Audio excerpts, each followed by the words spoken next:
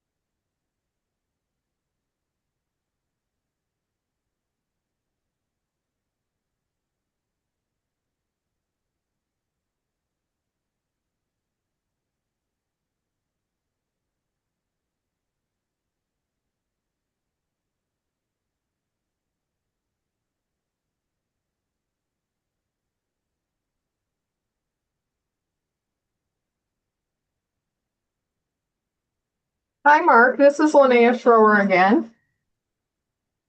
Hi. How would Tuesday, July 1st at 2 p.m. work for you to meet down there? Okay. Yep. Okay. We will see you there. Thank you, Mark. Bye.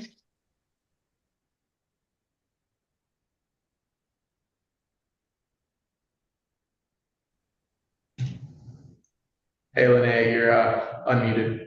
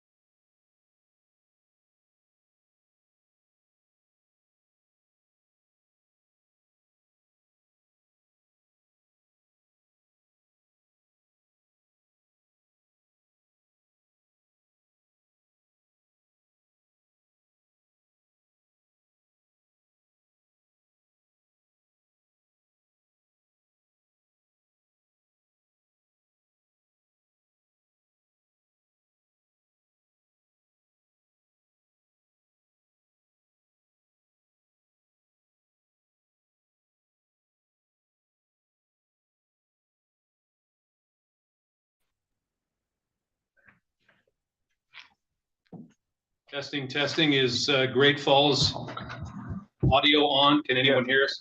I can hear you now. Excellent. Thank you, Madam Chair. Thank you. All right, sorry about that. We're all here and present. We're gonna start with our member reports. All right, would you like to start with District 1? Yes, please. All right, thank you. Great to see you guys again. Region 1, lots of stuff going on. Let's see. I made a trip to Region 1 in April. I had a chance to get up there. It was a very snowy day and got to meet with our new supervisor for Region 1, Amber Steed, and have a visit with her and welcome her to her new position. And also got a chance to visit with Recreation Manager Dave Landstrom and talk about some things that are going on there. And while I was there, I went back down the east side of the lake to visit Yellow Bay. And if you guys in the packet, or should I say, there was regional reports that were forwarded by Eric that he sent to us, and it talks about some of the work that's going on at Yellow Bay. That's a small, mostly day use area on the east side of the lake. Very popular fishing site. It's got a nice dock there and facility for trailer parking and that kind of stuff. And that place is completely going a major facelift. So my timing was perfect because I got to show up right when everything was all tore up. It's nothing but dirt, and that day mud. And so I just pretended like I was an FWP employee, went right down there and started cruising around and looking at stuff. And it was great timing because it's great to see it when things are all in shambles. So it's going to be neat to see the changes. So what they've done there is kind of reorganizing the roadway in. There is like just a few tent sites, overnight sites at that place that are being relocated down by the water, which will be nice. And there's gonna be a little bit more parking there. And since I've been there, it was about a year ago, they did a dynamic beach project on that beach, just similar to Summers Beach, just like we've seen before, much smaller scale, and I'd never seen it. So it was nice to get a look at that with that little addition onto the beach there. It brought back some of the beachfront that we have available to us. So we got a little bit more usable beach area there. So it'll be nice to see. I think that's scheduled to open in July. So things should be moving along pretty good there. It'll be nice to see again. Let's see. I hadn't been to Summers Beach, but that if you saw theirs, they're looking at putting in some new latrines there. We've been operating with porta potties since you guys, I think we've all seen it except for John. We were there for the ribbon cutting. So you can kind of envision the area where that grassy area where we parked, and that is parking now. There'll be a latrine there. And as far as trails, they're looking at, I think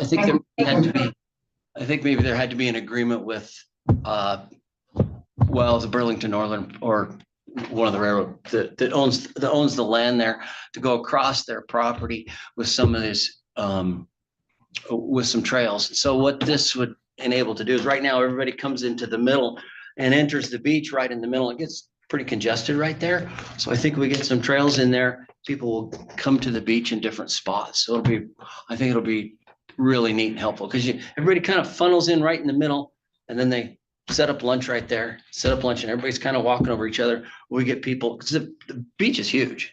So I think that'll be real nice. So there'll be some nice improvements there to see what's going on next time we visit, some things to see. I've been concerned, of course, the Flathead, everybody would be concerned about the predictions that the pool level in the water level in Flathead may be low this summer. So just recently, I mean, it was like just within a couple of days ago that Congressman Ryan Zinke's been working with the agencies, with the Interior Department of water flow in, water flow out, and it looks like he's got a deal to where that the water level will not be below 1 foot of full pool. Does that sound right? I mean, I think that's fantastic, because if it got to 3 feet low, recreation just stops. I mean, this is terrible news for us, that everything on that lake is designed around full pool. All of the, I mean, boat houses, the beaches, the docks. FWP's done an awesome job at various sites around Flathead and dock extensions to prepare for when the water is low, but you can only do so much. So, I mean, I've been there when the water was super low, and you're like, you look at all these docks and and nobody can use it. And you think of all the businesses, the family businesses that depend on the summer is their revenue for the whole year.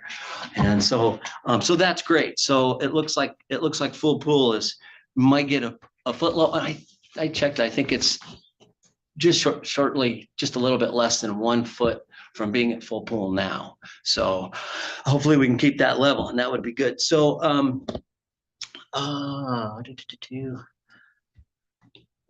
then I went back to a Citizens Advisory Committee meeting back to Region 1 in Kalispell, and that was one Jeff Enduin gave us a legislative update. And I did talk about Judith Landing a little bit, passed a couple of pictures around of some historic buildings there. It was great to see folks in Region 1 again. There hadn't been a CAC meeting for quite a while. I'm kind of working with the recreation manager for Region 1, looking at getting a visit scheduled up there sometime in July to maybe go around with some of the managers and visit some of the sites and learn the area a little bit better. So, or some of the management challenges that they have. Anyway, so Region 2, we had a meeting in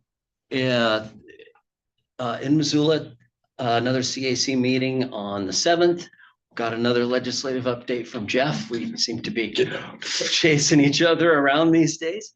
And then there was an update from Wildlife Access and Fisheries Programs. They had the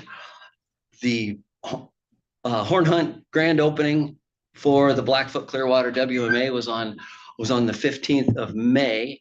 And I just kind of helped out a little bit with that. What they've done in Region 2 is they've got an issue where the people, there's a highway, the highway that runs from Clearwater Junction up to Sealy gets really congested from people parking on the side of it, coming across the road. It's a little bit dangerous, and the patrol had asked them if we could work together and do something to kind of limit this dangerous condition with people crossing the road.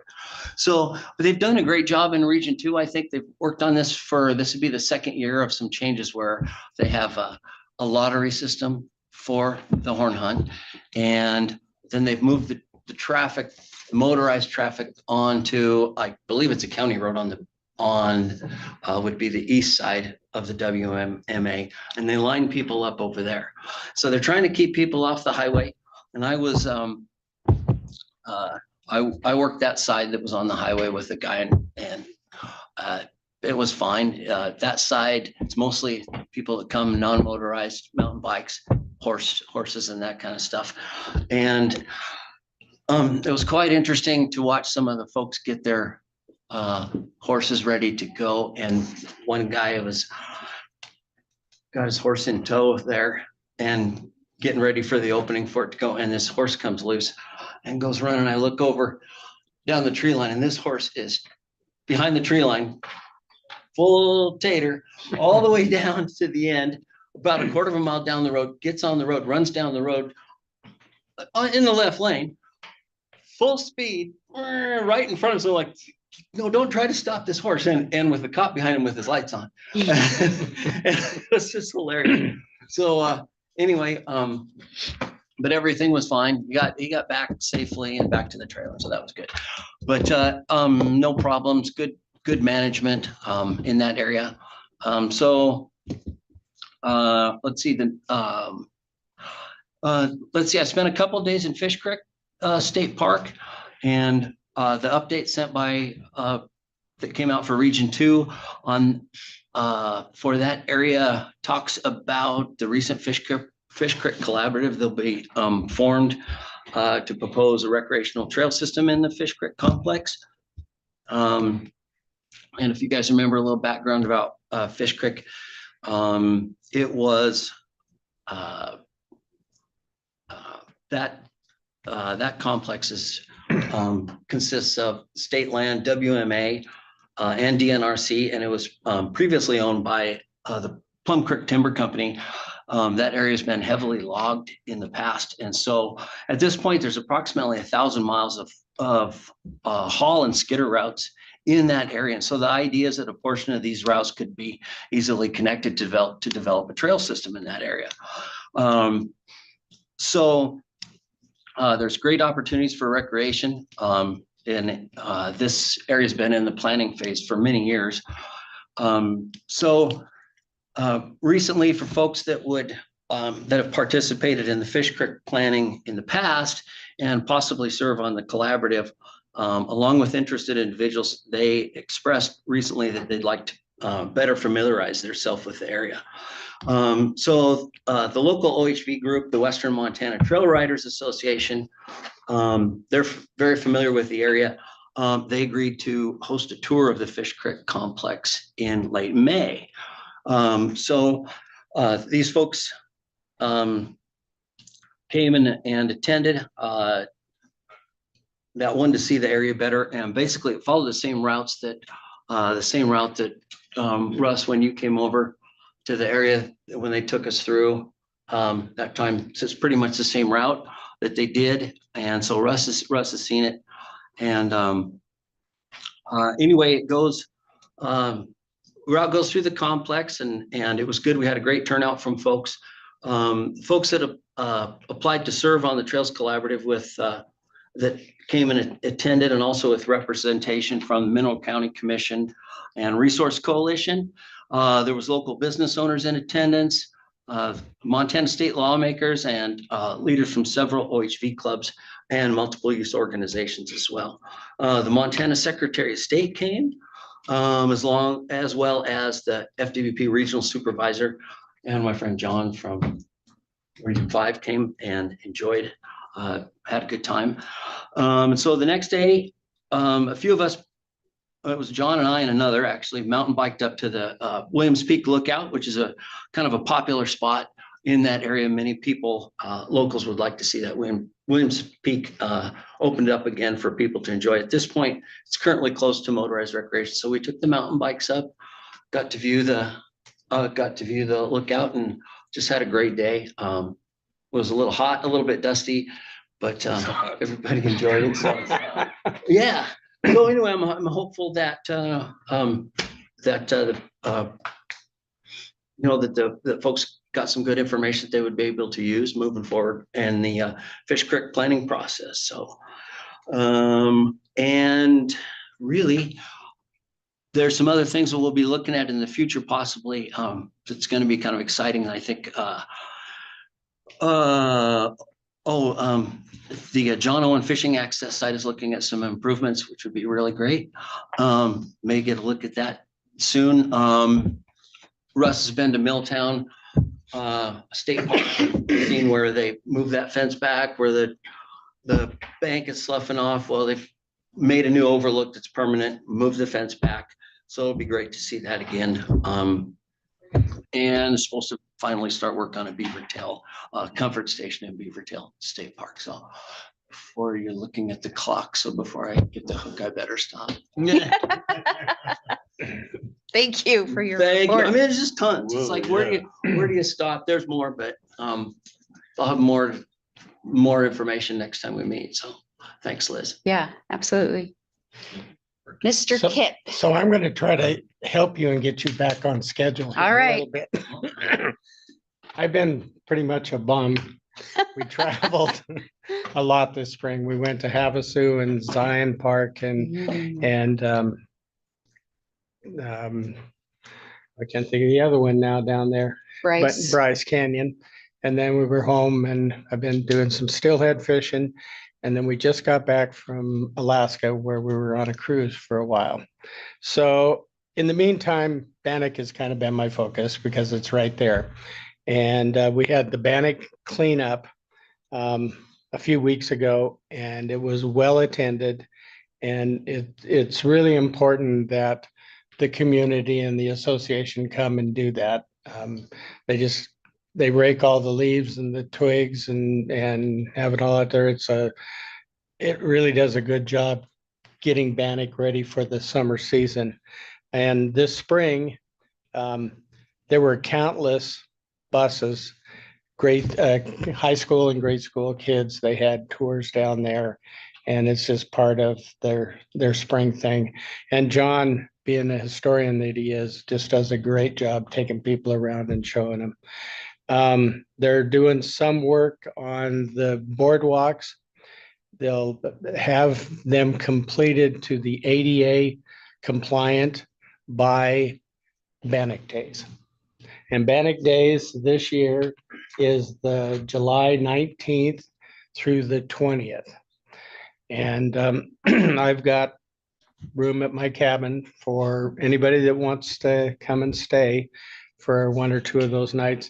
The Bannock Association and John Phillips puts out a newsletter, and I printed one for each one of the board members. So that'll kind of update you on what's going on down at Bannock. But summer season's there. They've got people there, quite a few people already. John is a great manager at that park. He's wonderful. So that's all I got. Great, thank you so much. I just have a couple of quick updates. The Giant Springs State Park has a junior ranger program, as does the First Peoples Buffalo Jump Junior Ranger program. Always brings in the kids. Like Russ said, I think it's great to see some of the different ages and categories enjoying our state parks.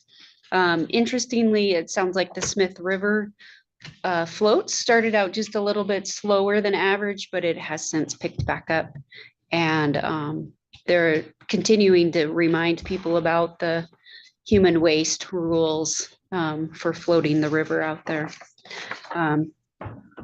And my other one was out at Ackley Lake. And I just visited that state park not too long ago. I'm trying to see them all. I'm not quite as good as you are, but I'm getting there anyway. And they were having a fishing derby out there. It looked like a good time. So that's all I have. John. Yeah. Same here. I'm trying to get to all my state parks as well. But so we visited Chief Plentycoo State Park, and that was incredible. Aaron Kind, the manager there, oh man, he's amazing. Just the knowledge of the history and of the state park and the chief and the Crow Indians is just phenomenal, and the educational programs that he's developed and runs there for kids is amazing. So he showed us all the restoration of the chief's cabin there. It was amazing. Put a lot of work into that. There was I can't remember where they were from, somewhere out east. These guys just lived there, and to restore that cabin, it's amazing. Did a great job. And he took us downstairs. They have a room called the Vault, where he's got all of the chief's things in there, which was pretty interesting. And he has to light incense before he enters, and then before he goes in the door, he has to say that he's coming in, which is kind of cool. And then he showed us all the chief stuff, and it was amazing. Aaron is just a phenomenal guy, really. Then Region 5 did a Bear Aware clinic and that I attended. That was really good, you know, bear identification, and you know, how to tell if there's a bear nearby, all these things, which was really, really interesting. And then in the end, they had non-pepper spray, you know, and then they have a bear on the wheels. Have you done Those are that? scary. Have you done that? Yeah. Bear. So we did that. That was really cool. My wife saved my life. Thank goodness. She was quicker at the draw than I was. And so that was really good program. Very good. I encourage everybody to do that if they get the opportunity. Yep, my friend Jody invited me to Fish Creek State Park with him and spent a couple of days there. You know, we did a what was it, 62.5 mile side-by-side trip through there. It was really cool. And yeah, and then but the highlight was the fire tower, mountain biking up to the fire tower. And that is a really cool piece of architecture and history. And hopefully we can preserve that. And yeah, and then just all the people that were there were very enthusiastic about developing trails there, making that a really great place for recreation. Kudos to Jody for putting that on. Good job. Yeah. Thanks. And that'll do it. Awesome. Yeah. Thank you very much. Director's report, Director Clark. Thank you, Liz. Good afternoon, everybody. We wrapped up our legislative session. We had a very successful year. I would say our Parks and Rec budget for the next biennium is intact, so we're happy about that. One highlight is 7 new recreational positions, which we'll make good use of, and that will ensure that our sites are clean and well kept and safe for our Montana families and out-of-staters as well. Jeff will give us a full legal update in a few minutes. He'll go through the rest of the legislative updates. Our busy season for Parks and Rec has kicked off in May. Preliminary visitation was about the same as it's been, similar to other years, although the staff is reporting an increase in activity now that the weather's warming up. The staff did complete the 2024 visitation report. 3.2 million people visited our state parks, which is, compared to 10 years ago, a 45% increase. So I'm not sure 7 FTE is enough, but I'm just saying. Yeah. They're going to be busy. But Beth will give us a more in-depth update when we get to her presentation. In the upcoming fiscal year, we'll be investing $8 million in capital improvements and major maintenance projects across the department sites. Includes everything from updating water and wastewater systems at parks to improve boat ramps at fishing access sites, to spraying noxious weeds and at wildlife management areas. So lots of work to be done. Ryan will give us Ryan is a stewardship bureau chief. He'll give us more details on park specific projects. And finally, just want to reiterate the invite to Bannock Days. I believe they are still asking for volunteers. If anybody wants to sign up, that would be a great service. But yeah, it should be a great event. Awesome, thank you. And Mr. Hindoin, Right. are you presenting the fund? Yes, I will. Board Member Loomis has had to sit through this one a couple times. He could probably just almost cover the whole thing, but I have been, as the director indicated, we had a really successful legislative session as an agency. I've gone around, you guys have these in front of you, we've been able to distill this down into a kind of a public facing document that summarizes all the various pieces of legislation that we worked on, those that were successful, those that weren't. And so for anybody contacts you, this is now out and available on the website under the 2020 About Us, the legislative side.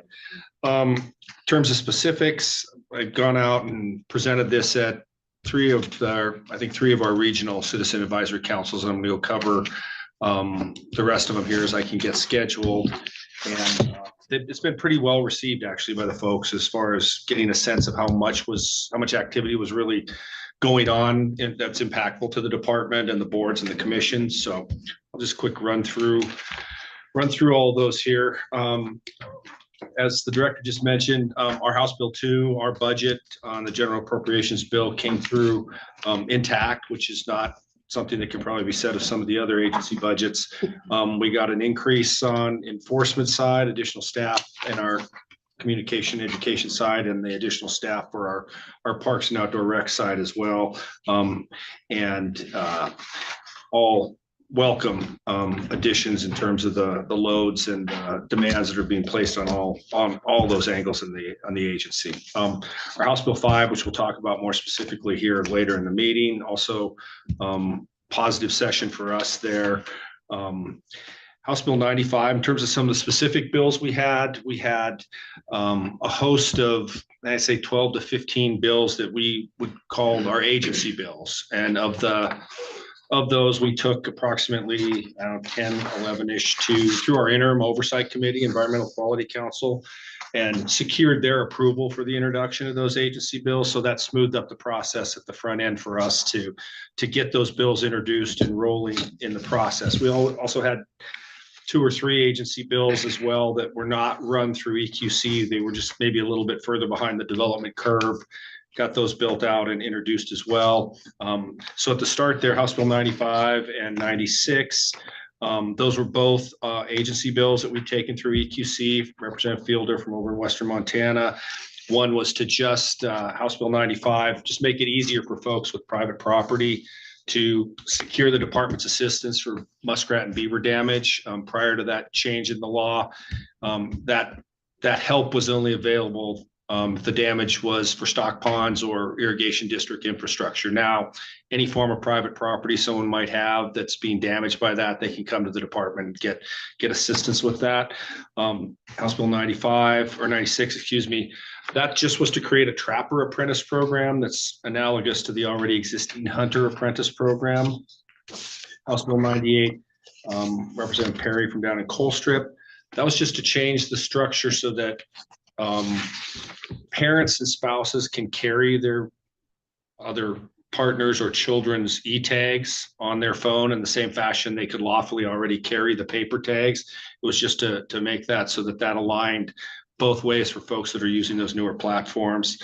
House Bill 105, 106, and 107, those were agency bills out of the enforcement division and really what we would call like red tape cleanup initiative type things to kind of standardize some of the licensing structures for the things that our enforcement division regulates: game bird farms, shooting preserves, taxidermists, fur dealers, that sort of thing. So try and lengthen the time between which you needed to get a license, simplify some of the requirements, and try and get some consistencies across all of those. House Bill 145, that was from Representative Perry down in Colstrip. That was to increase the non-resident base hunting license.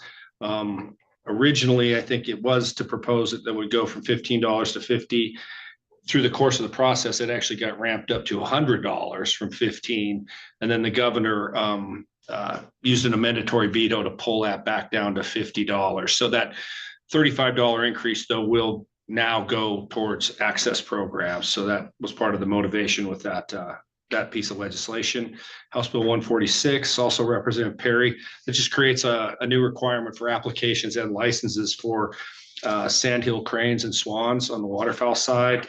They didn't exist before. So now it just, again, makes that akin to most other waterfowl hunting structures. House Bill 175 from Representative Manus down in Dillon. That's going to require the department to publish a report that will have data detailed by hunting district on deer, elk, and antelope by both resident, non-resident hunters. This report directs us to, this bill directs us to generate this report off of existing data. So this will come up annually and we'll pull together what we have, but it's intended to put all of that in one place. That's a little more focused for folks to go out and grab that. House Bill 219 from Representative Schubert up in Kalispell. This was just intended to allow for reimbursement for costs associated with hunting or trapping wolves under what we call Senate Bill 200 authority. The law already allows for that for recreational hunting and trapping, but for that livestock protection type of harvest, they weren't eligible to claim those same costs. So this just included that form of harvest in with the hunting and trapping recreation side that already can get that reimbursement. House Bill 242, Representative Millette. That is increasing the fines for aquatic invasive species violations, ramped them up pretty significantly for second or subsequent violations. But also inserted new language that prohibits any penalty if check stations are not adequately signed. So that's why you see a pretty big focus on making sure that those check stations there's adequate signage there, because if that doesn't occur, then the penalties aren't available. They've already detected 18 boats This season. this season. Yeah. Wow. And that came up in a couple other contexts during the session, so it is something that's on people's radar up there. House Bill 244, Representative Gist, that just changed, and there were several of these we'll talk about. Change the structure for hunting licenses for deployed service members, just expand the ability of a service member who loses out, if they draw that license or permit and then they're deployed, that they have the ability when they come back from deployment to get that same tag the next time when they get back, so they don't lose it by virtue of their deployment to service. And this just expanded that to anyone deployed outside the state. The current law was you had to be deployed outside of the continental United States. So make it better for service members who might lose that opportunity. House Bill 259, Representative Fielder. This we'll talk about, I guess, a little bit. This was really the only wolf bill that came out of the session. We were really pretty busy trying to deal with wolf bills there for a while, and there were more than just this bill. But this one came through the session. It'll require the commission to apply different management techniques in each region based on regional conditions. So the statute now says may, now it will say shall.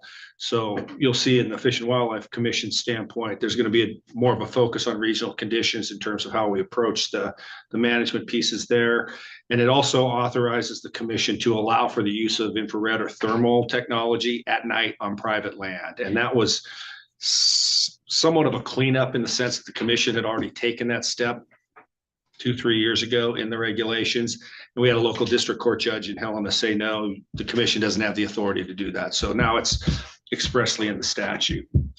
House Bill 264, that creates a new structure around the release of wildlife location data and enhances the confidentiality of that so that it can't release, really kind of specific granular location data for wildlife without, particularly if it's being used in a study or that, there's a waiting period before that can go out.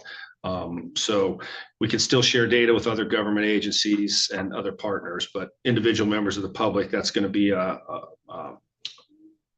new shield, if you will, for us to keep sort of real specific location data confidential.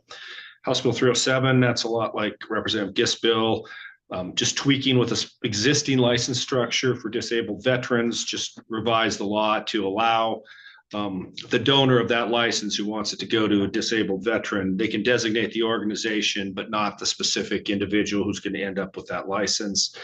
House Bill 328 from Representative Hinkle. That's going to allow hunters over the age or 75 or older to use their general elk license for cow elk in the same way that the youth opportunity exists in certain districts around the state. So if you're 12 to 15, you can hunt antlerless elk in some of those districts with the general tag when a grown-up couldn't do it. Now the real grown-ups are going to be able to have that same opportunity to do it along with the kids. House Bill 330, That created an auction lottery license for antelope and swans, just two species that didn't have that special license opportunity to use for fundraising, whether it be through an auction or a lottery. House Bill 354, that tweaked with the criminal trespass laws to add shed hunting to one of those types of activities that if you're caught trespassing for that purpose, you could have your fishing, hunting, or trapping privileges revoked. Up till now, you had to be in one of those three, but if you're three categories of activity, now if you're caught shed hunting, cited for trespass and convicted for it, you could lose fishing, hunting, or trapping privileges as well. So it's intended to be more of a deterrent on the shed hunting trespassing. House Bill 372, Representative France over Missoula. That just revised some of the license fees that feed the Upland Game Bird Enhancement Program, up those license fees, with the idea then that increased revenue that comes from that bump will also go in and add further revenue to the Upland Game Bird Enhancement Program. House Bill 450, that was also one of our agency bills. Representative Albus from up north. That just revises the current Class D5 license for folks who want to train dogs on wild birds on public land. They have to now report how many dogs they're going to be training, and it gives the commission authority to dial back the number of those licenses for non-residents and or dial back the number of dogs you can run on a given license. Because been a fair amount of, and I've even heard it since I've gone to work here, stories of a lot of folks showing up in eastern Montana with big trailers and a lot of dogs. And the commission heard that as well. And we were looking for this additional authority. So House Bill 468, that was from Representative Kelly. Another one of our agency bills. This was for watercraft, principally, again, kind of a cleanup bill. The big deal in this one is that triennial decal everybody always had to go get for their boat has been eliminated. So there's no longer a requirement to go through county treasurer to get that decal every 3 years. If you've got a motorized watercraft registered one time with MVD, that's all you have to do. A couple other cleanup pieces were to align some of the watercraft navigation and PFD standards that we had in state law that were different than Coast Guard standards to make those the same. And then eliminated an advisory council that had just never been stood up because of lack of funding. House Bill 554. This was Speaker Lear's bill, and it ties into an agency bill that we had to some extent.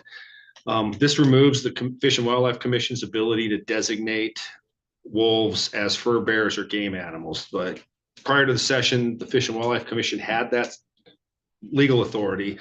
And we at the department level looked into having the commission exercise that authority and redesignate wolves as fur bearers, but realized quickly there was a whole bunch of stuff in the statute about fur bearers in general that didn't align with how we needed to roll wolves and wolf management into that. So we put together an agency bill that would have had the legislature redesignating them as fur bearers and aligning those other pieces. And they didn't like that bill and decided instead to just say, commission, you're out of the designation business, pulled that authority back from the commission. So now they're just by statute, they will remain a species in need of management. It's not going to have any impact on the commission's authority or ability to manage wolves. It just takes that out of the books.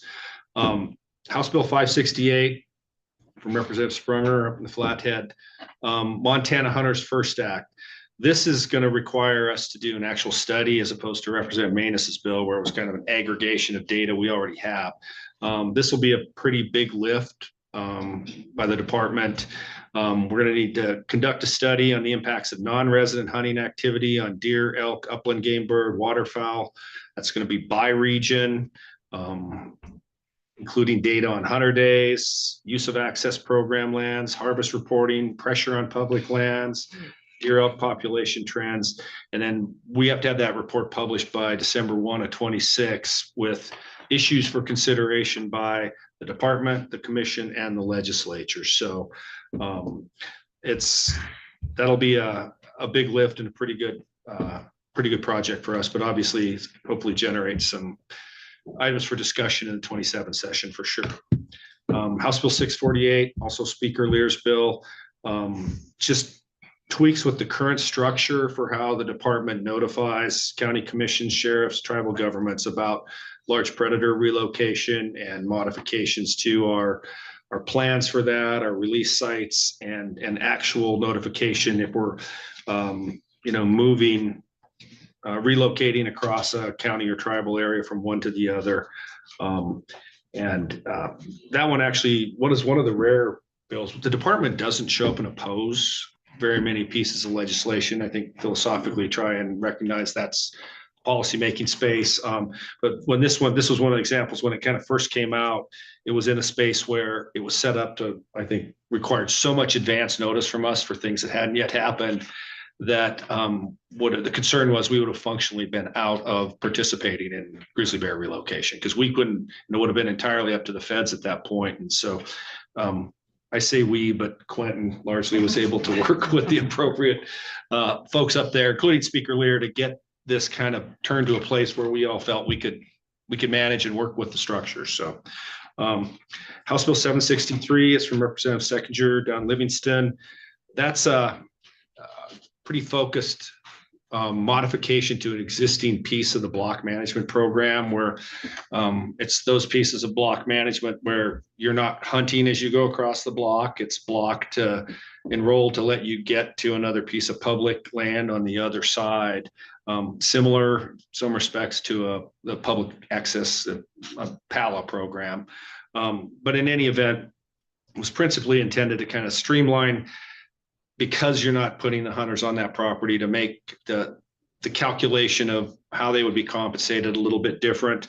And also requires us to notify those adjacent public land leaseholders, because unlike a PALA, it may not be the same person that owns this tract here. So we'll notify any public land leaseholders on that other side and allow for their input as to whether or not it should or shouldn't be enrolled in the program. The House Bill 817 is another licensing bill, again, focused on just kind of tweaking on some of these unique licenses. Representative Fielder was just to create a one-time free special license for elk, deer, antelope for terminally ill youth. They're really talking about 5 of these a year, so they're and thankfully not that many folks using them from the terminally ill youth perspective. But it was intended to make a couple clarifications in that structure. House Bill 855, that's from Representative Zolnikoff. That established a wildlife highway crossings and accommodation account, and then directs our department to establish a generic specialty license plate for that account. The purpose of the account is to begin, a place for money for design, construction, identification, maintenance of wildlife crossings and other structures. We'll talk in a second here. That actually, it won't just be license plate funded, as it turns out. House Bill 932, which was Representative Walsh's bill to alter the structure for where the marijuana tax revenue money has been going to Habitat Montana, created a new structure where one of the areas where that will now be directed is to this wildlife highway crossings account. So will be funded with a revenue stream much more significant than the license plate program. And I think they're going to do a competition for the license plate. We just talked about that coming up today. We were talking about how are we going to do the license plate. That was one of our action items. We're not sure, but we have to do the license plate for that. Yeah. One question about that. Don't you have to be a 501c3 to have a license plate account? I'm not sure. Maybe this is unconstitutional. Or because to be clear, that's kind of where we wanted to put it during the whole session, but no one seemed willing to not have us do the plate. We felt that the nonprofit was, but I actually do think that actually there are governmental entities that have, now that I think, like Custer County. Oh, the city, yeah. There are cities right. and municipalities, You're right. as I recall. That's just, as we sit here thinking. Yeah, you're right. I think that we can Colleges. sneak in there as a governmental. Different entities. colleges. Usually, We're yeah, dying the to have a colleges are license Right. foundation. Get ready on the license plate front. Donors. Yeah, and then, so Representative Walsh's bill was one of 2 competing bills to alter the revenue stream from the marijuana tax revenue away from just the Habitat Montana structure where it's going today. And that one was the one we supported over Senate Bill 537, which was Senator Zolnikov's bill, which the governor just vetoed a week or so ago. It will be polled. So I guess, and the problem, 537 would void Representative Walsh's bill. But one of the main things we liked about Representative Walsh's bill is that the manner in which it puts that money into the new kind of analog for habitat improvement, where there is some language that will give us we felt some more flexibility on habitat, basically conservation projects with some access components that isn't quite as defined as Habitat Montana. So we'll see. We're hopeful that one stays. The other thing that bill does is it kind of dramatically restructures what's called the Wildlife Habitat Improvement or WIP program, which as it sits today is largely like a noxious weed management type thing. A lot more flexibility and opportunity to use WIP dollars for habitat improvement as well. So those are, it'll change the landscape. It'll be a little while before, because we're a year or two before that marijuana revenue would be directed into these new accounts, but a lot of lift on our part to get the framework around the new WIP structure stood up and in place, and then ideas too about what those other type of habitat or conservation projects with access components would look like as well. So the last House Bill 899, is from Representative Seekins Crow in Billings. That creates a new state shooting facilities improvements, development, and oversight task force.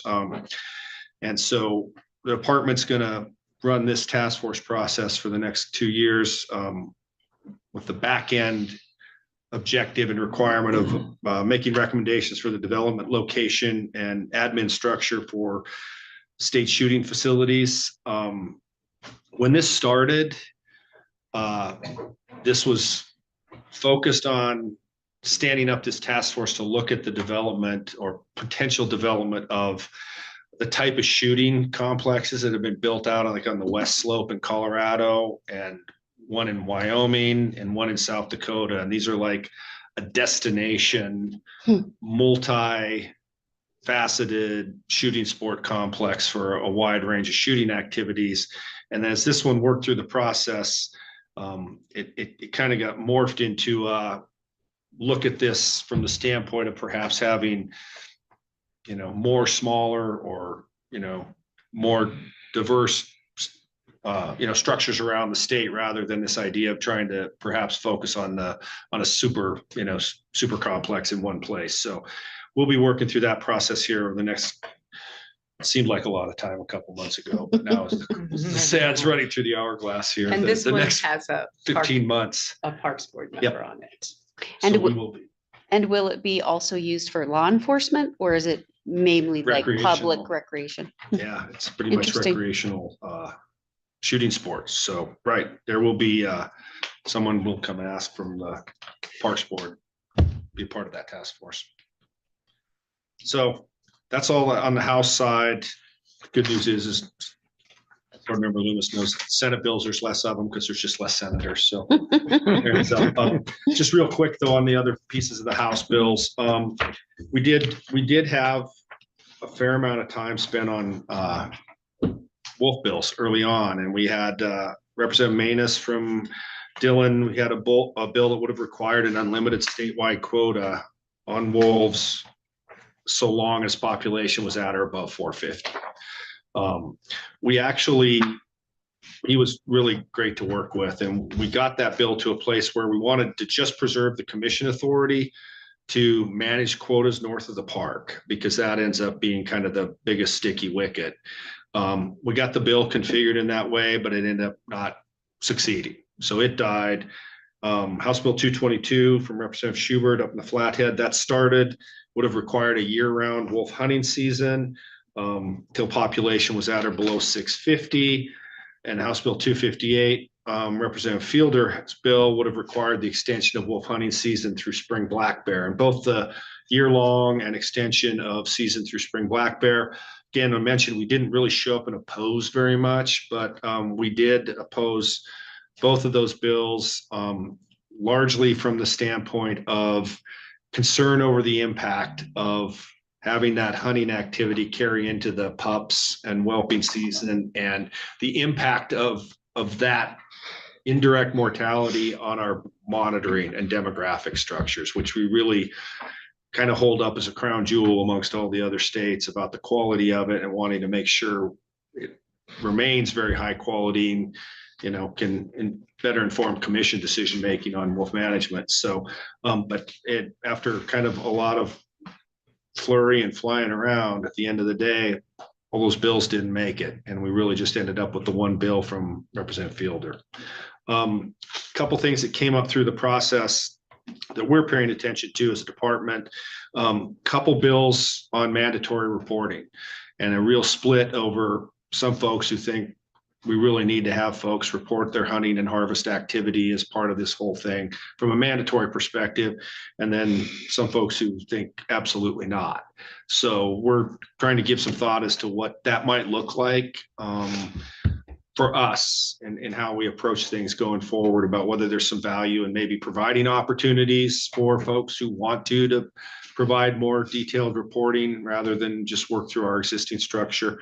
So we'll keep kind of chewing on that as we go through the interim.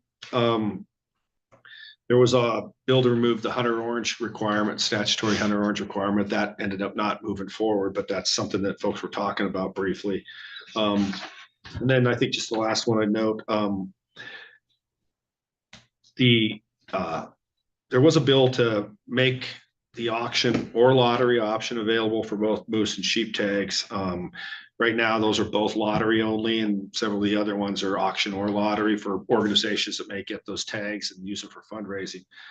That one was vetoed by the governor, principally on kind of the focus of not principally, exclusively on the focus of how successful the sheep folks have been in generating revenue with just the auction structure.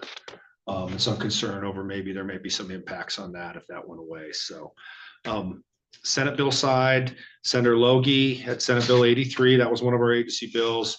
That's to give the Fish and Wildlife Commission the authority to regulate how members of the public behave on private property that's enrolled in our access programs. When this was like literally, I think your first one you had to go up and testify on. It got sent to Senate Judiciary. It was, you could tell, so it was one of those that got rolled out and you were like, oh, they don't like this one right away. And so she got to go see Senator Usher right away. Right. And they tabled it. I think literally They did. before we left And then them. Teresa Manzella brought And up, then they fixed it, but Yeah. it came out sounding like the Fish and Wildlife Commission was asking for authority to regulate how everybody behaved on some private property. And it really is just the commission asking for the authority to, and the commission will be starting this process at their meeting on Thursday, to just set up a rule that says, hey, if you're on private property that's enrolled in our access programs, you have to abide by the landowner's rules. And if you don't, you're going to get cited for it. I mean, it really was intended to be a tool to help private landowners with enforcement issues on their own property, so that the commission can say, hey, look, you have to play by the landowner's rules if you want to be here. And if you're not going to do that, you're going to get cited for it, just like you would for breaking any other rule. So once that all, got explained, it ended up rolling through the process pretty smoothly. So made it through Senate Judiciary. it'll end up being, I think, a good, boon for folks that are partners on the access side to be able to say, hey, look, we're here to help you and try and get people to play by your rules. Senate Bill 106, it was an aircraft, revise the laws relating to unlawful use of aircraft while hunting. There were two competing bills there, but Senator Logie's bill had some work product in it. There's some pieces in it that came out of a Region 4, this Devil's Kitchen group, about concern over use of the aircraft on this checkerboard stuff in the big belts. And Senator Sprunger also had a bill that did the same thing as far as just the basics of changing the element from not being able to use aircraft during the same calendar day to within 24 hours after use of the aircraft. And both bills also add a new exemption for aircraft use when supporting an agriculture operation, because there was some concern about larger ag operations they're using aircraft from time to time to work cattle or whatever it is, and to have that not be considered part of these things. So the governor did veto Senate Bill 202 or House Bill 202, because it would have voided this one. So Senate Bill 106 is the new standard on that. Senate Bill 148 from Senator Logie. That just changed the laws about designating licenses for persons with disabilities. As you know, block management landowners now, if they get that license that tied to their block enrollment, they can designate a family member or an employee or whatever the case may be. Now they can designate an individual with a disability to get that license as well. Senate Bill 165 and Senate Bill 310 were Senator Usher's bills, and probably the ones that most directly impacted the parks world during the session. Senate Bill 165, that created a new $5 trail enhancement fee for snowmobile or motorized vehicle rentals. So when you rent, that $5 fee is tacked on, then the vendors are to remit those dollars to the department, and then the department distributes back out to those entities in those areas where those rental operations are to help with trail maintenance and trail enhancement work. And then Senate Bill 310 was a revamp of the existing Trails and Recreational Facilities Grant Program, now called the Trail Stewardship Program. Some expansion of the types of projects eligible to receive grant funding. It specified some allocation percentages based on type of projects, motorized, non-motorized, shared use, and that sort of thing. And then expressly allows for the advancement of payments to grantees. So no changes to the revenue stream for that program. So there wasn't a fiscal impact. Senate Bill 235, Senator Bogner, that revamped the laws about landowner preference qualifications for elk licenses, took out the ability to get that preference if you're simply under contract to purchase that property. Or some concerns that people were messing with that structure. So now you have to be the actual fee owner of the property, requires documented use of the property by elk, and then tweaked with the definition of employee for purposes of designating which individuals would get that landowner preference permit. Senate Bill 238, Senator Ellis, that just created a new checkoff in the license structures for folks to make donations if they want for bow hunters with disabilities. The funds in that account will go to the nonprofits that are make and acquire that modified equipment for disabled archery hunters. Senate Bill 257, Senator Smith from Helena, that just bumped up the cost of the non-resident bonus point for the Smith River permit draw from $50 to $125. Senate Bill 441 was another Senator Logie bill and tied a bit to the Senate Bill 83 that I mentioned a moment ago.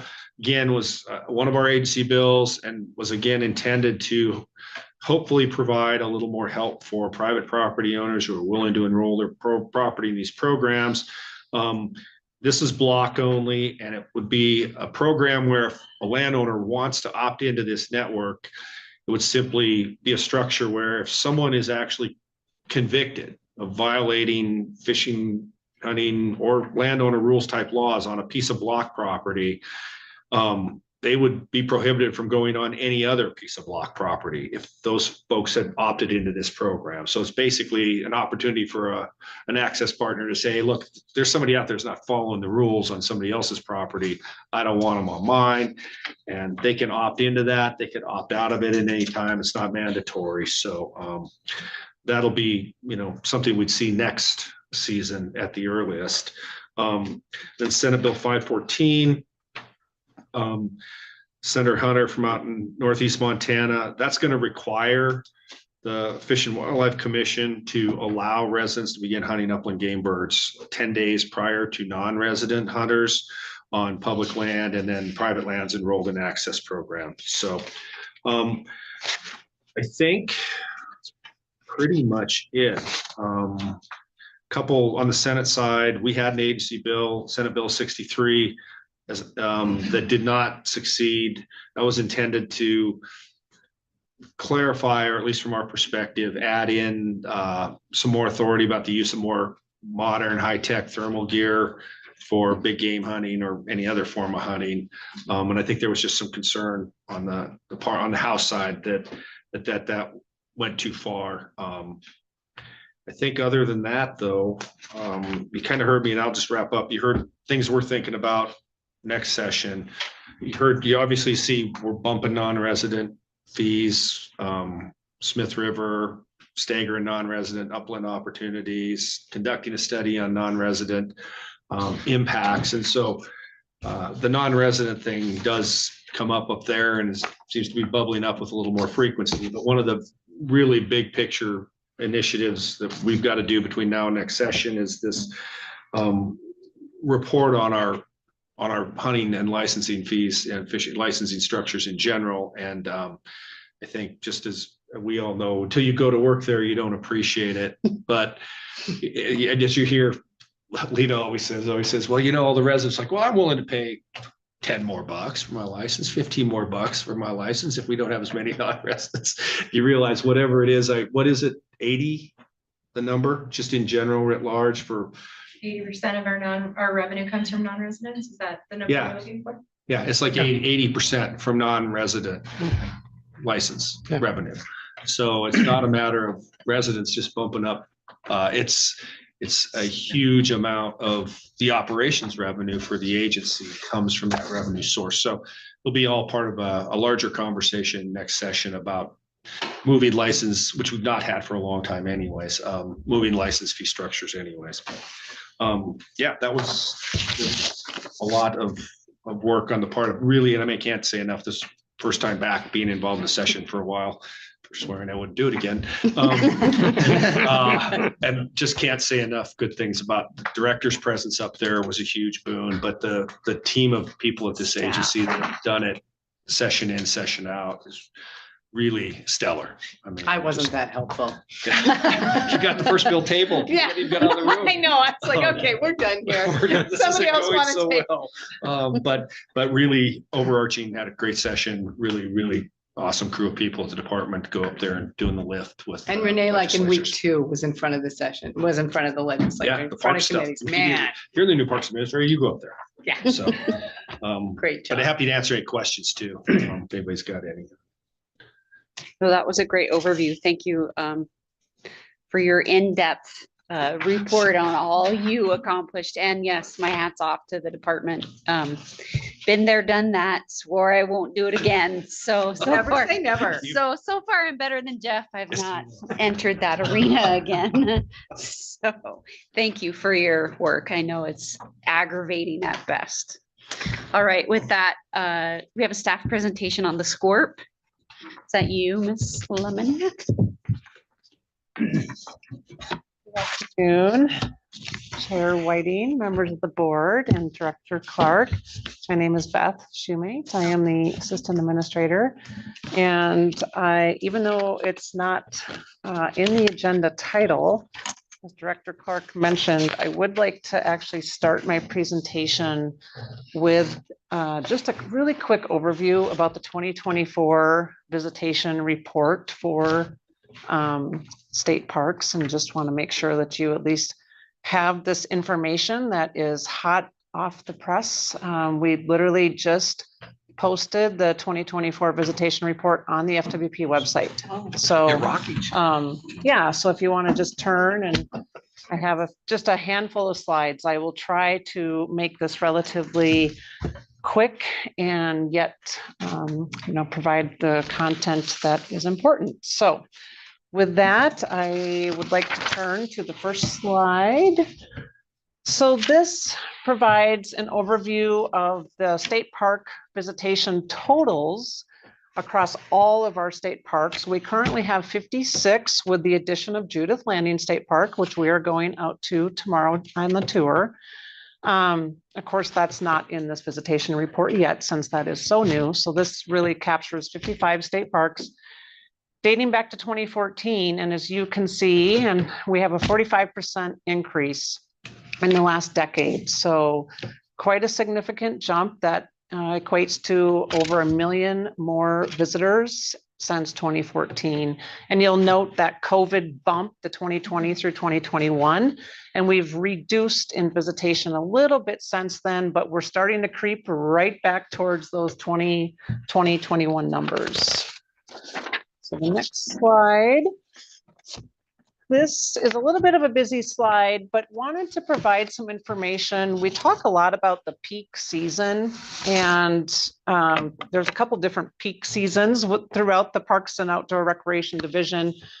We talk about that in block management and sort of that peak season around trying to get all those access agreements and get ready for the hunting season in our department. But when we talk about parks and outdoor recreation, we are mainly talking about the summer months. And so you'll note how that visitation increases from the winter, spring timeframe. It's pretty steady, right about 100 to 200,000. And then in May, you start bumping right up to that almost it does almost get right to 600,000 in the month of July. So June, July, August is our heaviest use season. And we're definitely seeing a pretty steady increase in the months of September and October. So those shoulder seasons is what we refer to those, that spring, well, April, May, and that September, October, where there are still a lot of visitors accessing all of the state parks and really staying there during those months. So the next graph shows the top 5 visit. Oh, actually go back there. Yep, just really quick. The next graph over to the right shows the top 5 visited parks. And right here, literally right out our back door, Giant Springs State Park is the steady winner from year after year after year. That is almost 500,000 visitors annually. It's hard to even imagine. I'm sure Alex and Jason could talk a whole lot about what they see out there on an annual basis, but that's pretty significant. And then Flathead Lake, no surprise, that does comprise of all of this, that we have 6 state park units within the Flathead Lake State Park when we talk about that. And that rides right at 360,000 or so. And then Lake Elmo, Cooney, and Spring Meadow. So if you'll note that we have 4 water-based parks in the top 5. So not a huge surprise. People want to go and recreate and get out on the water. And they're also near urban-based population centers. So Helena, Billings really has Lake Elmo, and Cooney has a huge Billings contingent.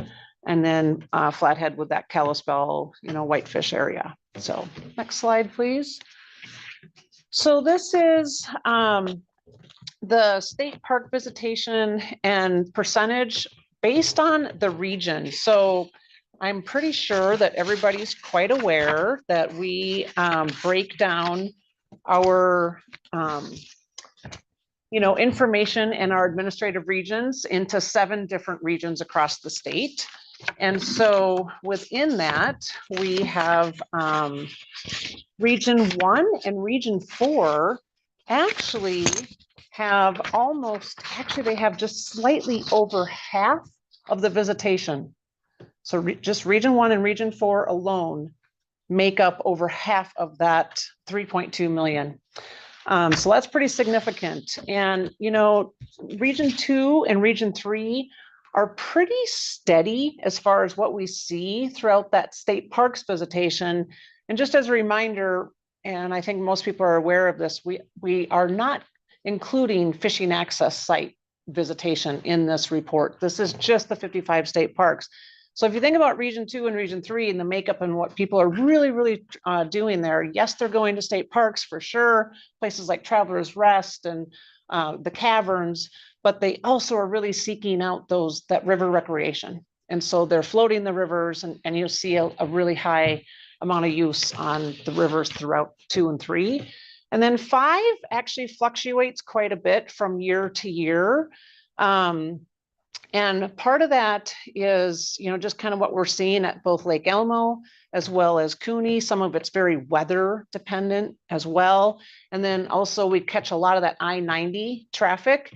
And so we're seeing like a significant increase at places like Prairie Dog, Great Cliff Prairie Dog State Park, just right off I-90. And you can just pop in there and have a quick lunch and walk a trail and whatnot. So Region 6, we only have Brush Lake State Park represented here, and we're actually seeing a pretty steady increase at Brush Lake as well. And then Region 7, we typically have Tongue River and Makoshika that are almost always right at that 100,000 to 200,000 range. on an annual basis. And those are the two biggies out there in Region 7. And then from 22 to 23, just wanted to kind of show like some of the fluctuations again between those regions. We did have a slight drop in Giant Springs visitation, still riding right, close to that 500,000 mark, but there was a little bit of a slight drop. So next slide. So now I'm going to move into the SCORP, and the first question always is, what exactly does SCORP stand for? It is the statewide comprehensive outdoor recreation plan. And we have just we've been through a lot of these plans over the years. This is due to be finalized this fall. And we thought that this was just a perfect time to actually get this information in front of you, since it is actually out for public comment currently. And I just wanted to show you really quick how large the actual printed version of the SCORP document is. So when I say that this has been an extensive process of that 147 pages. 100, yeah, I think it's down to 46. about 100 and I think 37 at this point. We have tried to edit it and make sure that it's just nice and cleaned up. But this is out for public comment currently.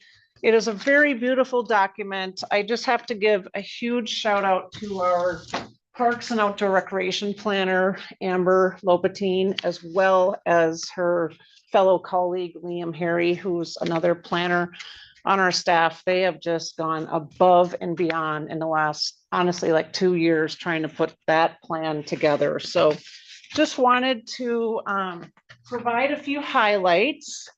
And so like I mentioned, this is a 5-year plan essentially. So we'll finalize it this fall and it will be valid until 2030 when we start the process again. You can go to the next slide. So why do we do SCORP? And a few of you maybe on the board have heard about SCORP over the years, but especially for some of the new folks in the room. So this is a requirement within the National Land and Water Conservation Fund and National Program that every state that receives LWCF funds needs to have an updated statewide comprehensive outdoor recreation plan. And so SCORP really helps to actually define our outdoor recreation goals while also outlining an implementation strategy. So in order for all of the different recreation providers across the state, as you can imagine, there are many. When you think about outdoor recreation providers, it doesn't just include Fish, Wildlife, and Parks. That's state government, of course. We also have DNRC that has some recreational use on their state lands.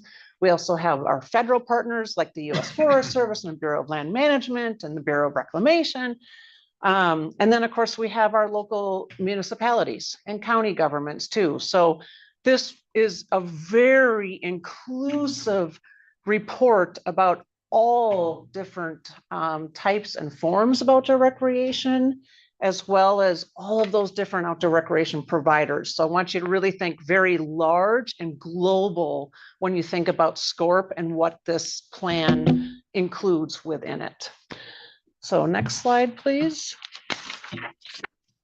So we had quite this is a little bit tough to see some of the smaller print here, but I'll just kind of go through each one of these. So like I said, we went through a very extensive public input process and a lot of data collection, in order to really develop what those goals and recommendations and that implementation strategy is.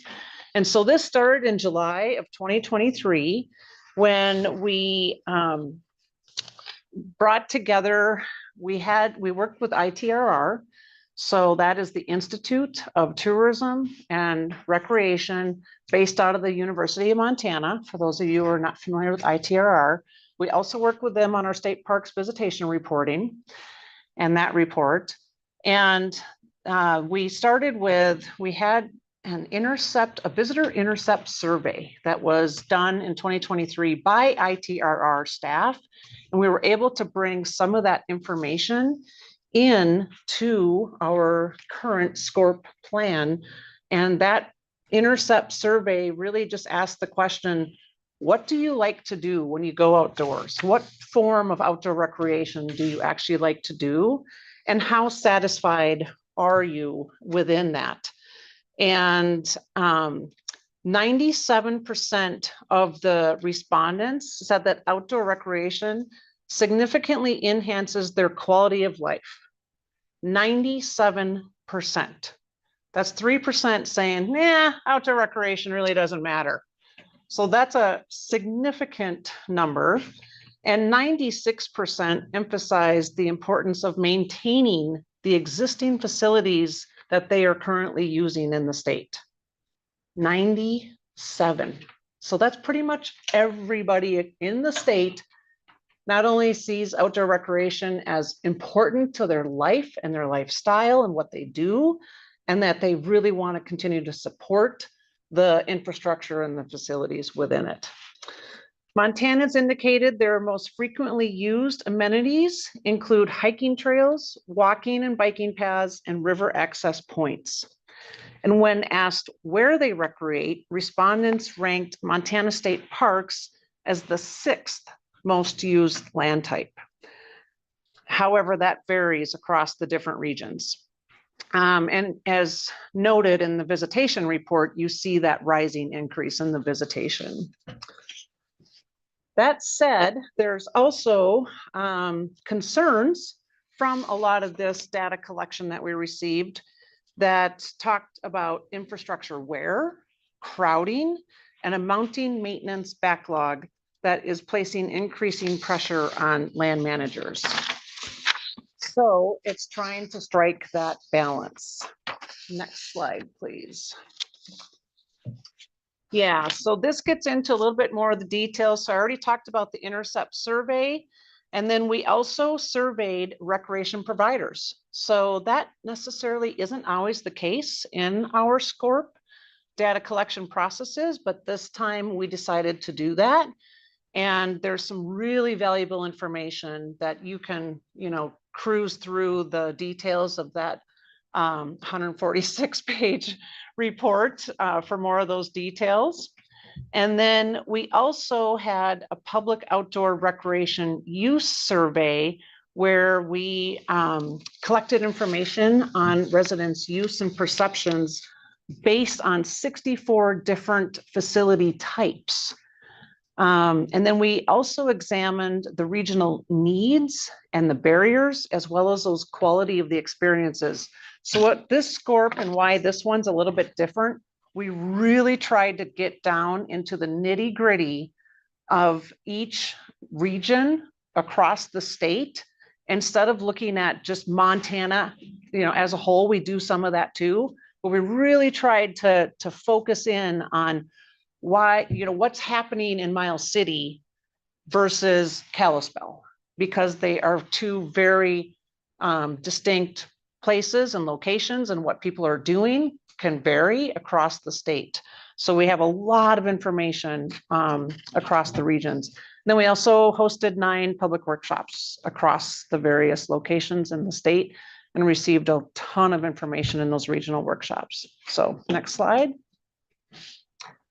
So what did we find? That participation growth across the diverse activities, I already mentioned that trail use and the fact that people just absolutely love the trails and want to see more focus on trail systems, community-based recreation. So people really want to recreate close to home, work, and school. They want it to be easy and convenient and close to home. And then they're also seeking water access. And that's pretty consistent across the entire state, that people absolutely love going to the water, whether it's flat water, lake recreation, or that river recreation. We're also seeing some emerging pursuits such as pickleball, which I'm sure everybody's heard about it. as well as a lot of adaptive sports. There's a lot more adaptive based equipment that, just new technology is allowing, especially folks that might have some type of physical limitation or disability. And now they have all sorts of new type of, gear and equipment that can actually get them outdoors and recreating in a whole new way, which is really neat to see. And then, of course, we're seeing the e-biking increase as well across the state. We're also seeing some demographic changes. So those gateway communities, they're really trying to make sure that they have this outdoor recreation and access, not only in the summer, but also in the wintertime. So when you think of locations like Lincoln, they've done a huge promotion to try and make sure that they're actually getting people coming to Lincoln, Montana in the summer, because it's known as a winter snowmobiling destination.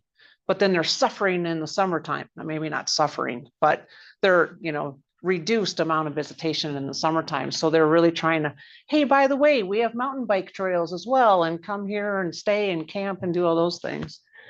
We're also seeing a lot of the population shifts across the state, where a lot of our rural areas are actually, like in eastern Montana, there's quite a few of the just smaller towns that we're actually seeing a reduction in population, where there's an age range. So typically that like 20 to 50-year-old might want to leave and go to more of an urban center during that time frame in their life, but then they'll come back. Even though they grew up there, then they might come back later on in life. So we're seeing just some of those rural areas facing those population shifts.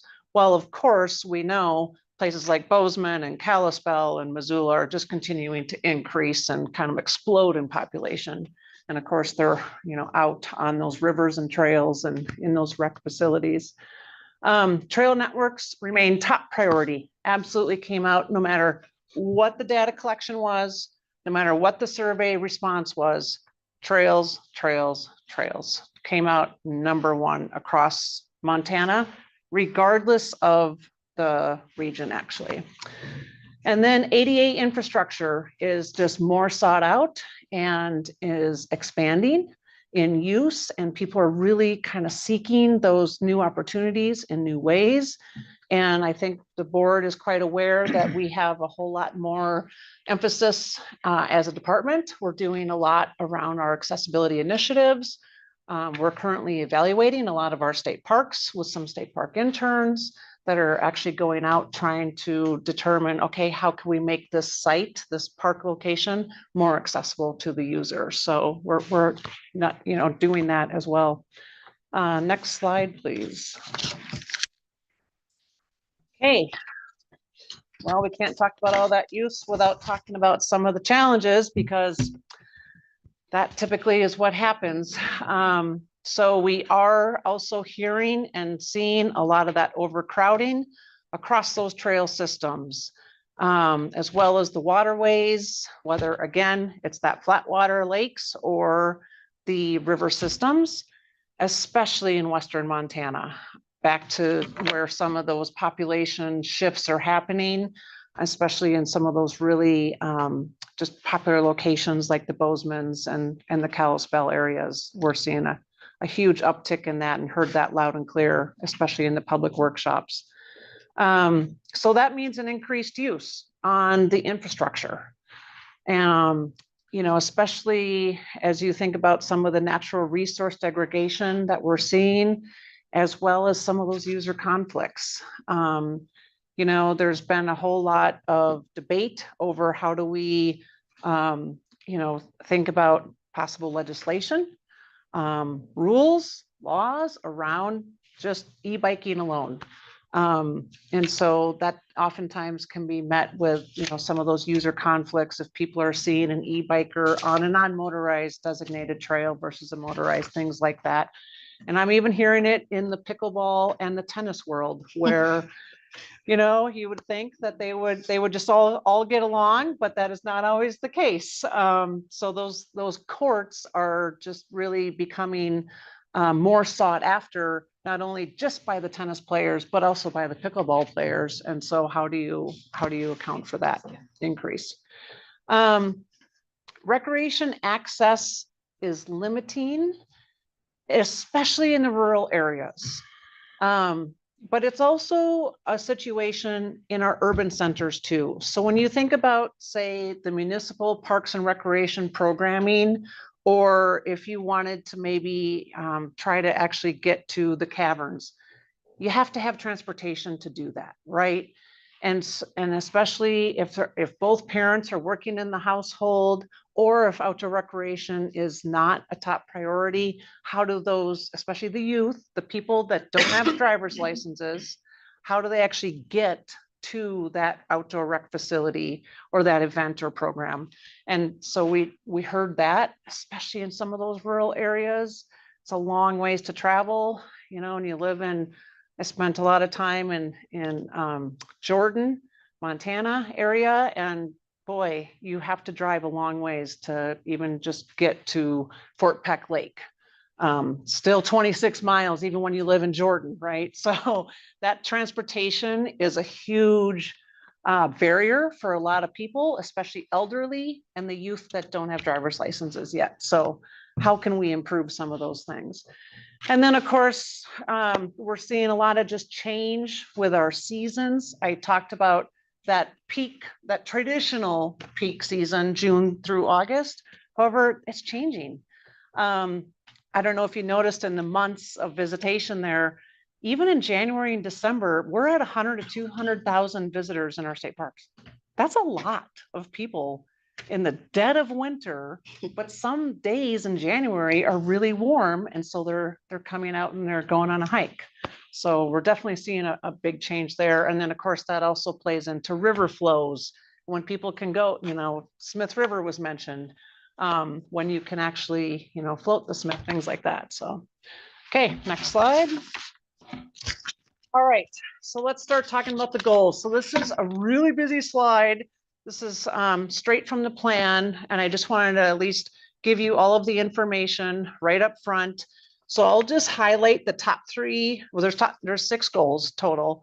So I'll just talk about, you know, the overarching goal, and then within that there are some more specific line item type goals to think about in order to actually, how do we attain this goal? So if you're the outdoor recreation provider or you're a land managing agency, how do you actually enhance trail networks, pathways, and recreation connectivity? So it gives you a lot of those very specific goals within that. So that's goal number 1. Again, we heard it loud and clear across all of the different public workshops and surveys. To enhance trail networks, those pathways, so that's those shared use pathways, again, providing that seamless connectivity so people can get to and from wherever they're working or going to school or living.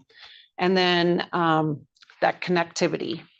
Goal number 2 is to expand access and inclusivity in outdoor recreation. So this really gets into that.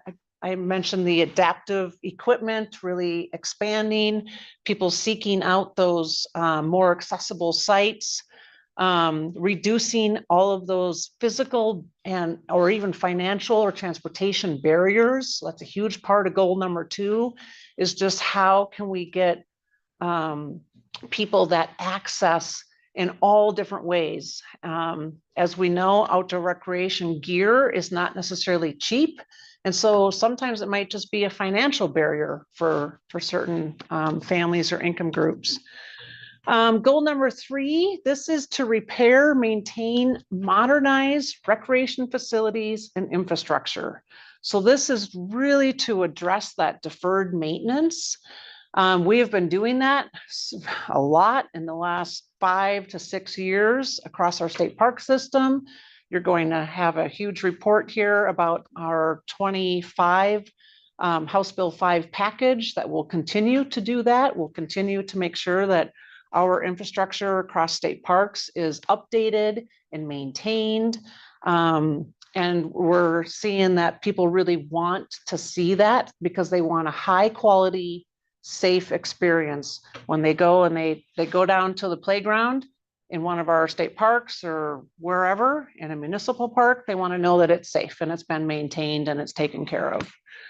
And then let's see, also to be thinking about that future demand.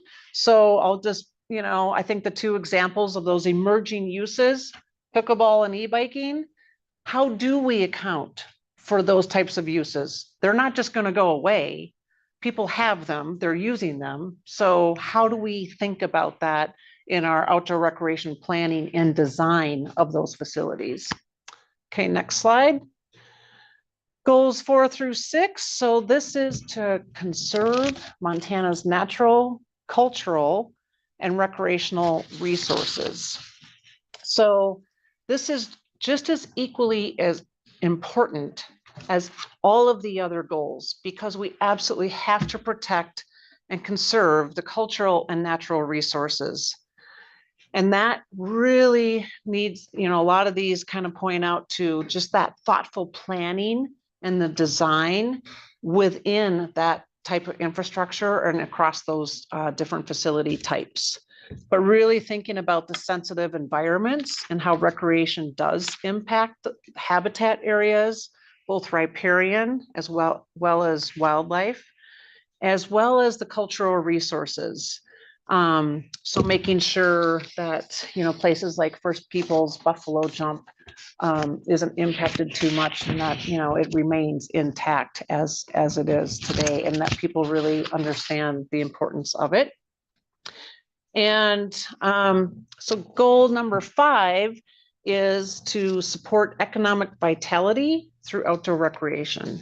So this really kind of gets into, I talked a little bit about those gateway communities and how they absolutely are, helping to support the economic vitality of the state of Montana. You take a place like West Yellowstone. Can you imagine if you just removed all the outdoor recreation that goes on in West Yellowstone? What would remain? And so the outdoor recreation is a huge part of our state's GDP, gross domestic product. It typically equals about 4 to 6% in any given year towards Montana's GDP. So that economic vitality and having a lot of the, just small businesses and whether it's some of the commercial users and the fishing guides, or some of those coffee shops or restaurants, to make sure that they survive and they're still in existence. And then goal number 6 is to foster education, stewardship, and collaboration. So this is really important. This is really trying to focus on making sure that the recreationist always has the means and the access to making sure that they understand, not only what's available when they are going out and recreating, but also to really be thoughtful about etiquette and the use of that site or that resource. So the educational aspect and fostering that stewardship to take care of the land, to leave no trace, things like that is always so important and needs to be continued. And we can't do what we do as outdoor recreation providers without key partnerships. And so trying to also think about that collaboration across all of the different sectors, as well as the different providers, to make sure that we have that solid community engagement. So those are the 6 goals that have been outlined in SCORP. You can go to the next slide. I think the best part of this particular SCORP, this is the 5th one that I have been a part of. This one provides a really solid pathway towards implementation. So I have definitely seen where the last thing that we want to do is have this beautiful document be developed, all of this effort, and then it just sits on a shelf and it's not used, right? So we want it to be used. We want it to be easy to use, whether you're an outdoor rec provider, you're an educator, you're a teacher in a school, doesn't matter what, industry or sector you might represent, we want it to be really easy. So we have an implementation toolkit. I just took a quick snapshot of it, but then within each of the goals that I just mentioned, it outlines action strategies. So you can literally just pick one of the goals and like, I'm going to focus on that. This is, I'm a trail organization. I work on the river trail here, and it gives you ideas of how to implement it. So that's the best I have ever seen. I have not seen that in a SCORP document before. So again, just hats off to Amber and Liam and the whole this was very much an interdisciplinary team approach, both internally and externally working on this document. And to see that actually come to life and have action strategies towards implementation is a really beautiful thing. So hopefully people use it. Please help spread the word. You can go to the next slide. It's my last slide, I believe. Yep. So next steps. So you can currently view the draft SCORP online. It's on our FWP website. Simple enough to just Google search it and find it. We're accepting comments through June 26th, so a couple more weeks still. And you can just email Amber directly at amber.lopatine@mt.gov. And then we'll take in all of those comments and we will issue that final report that, again, hopefully people will use across the state. So that's all I had. If there are any questions.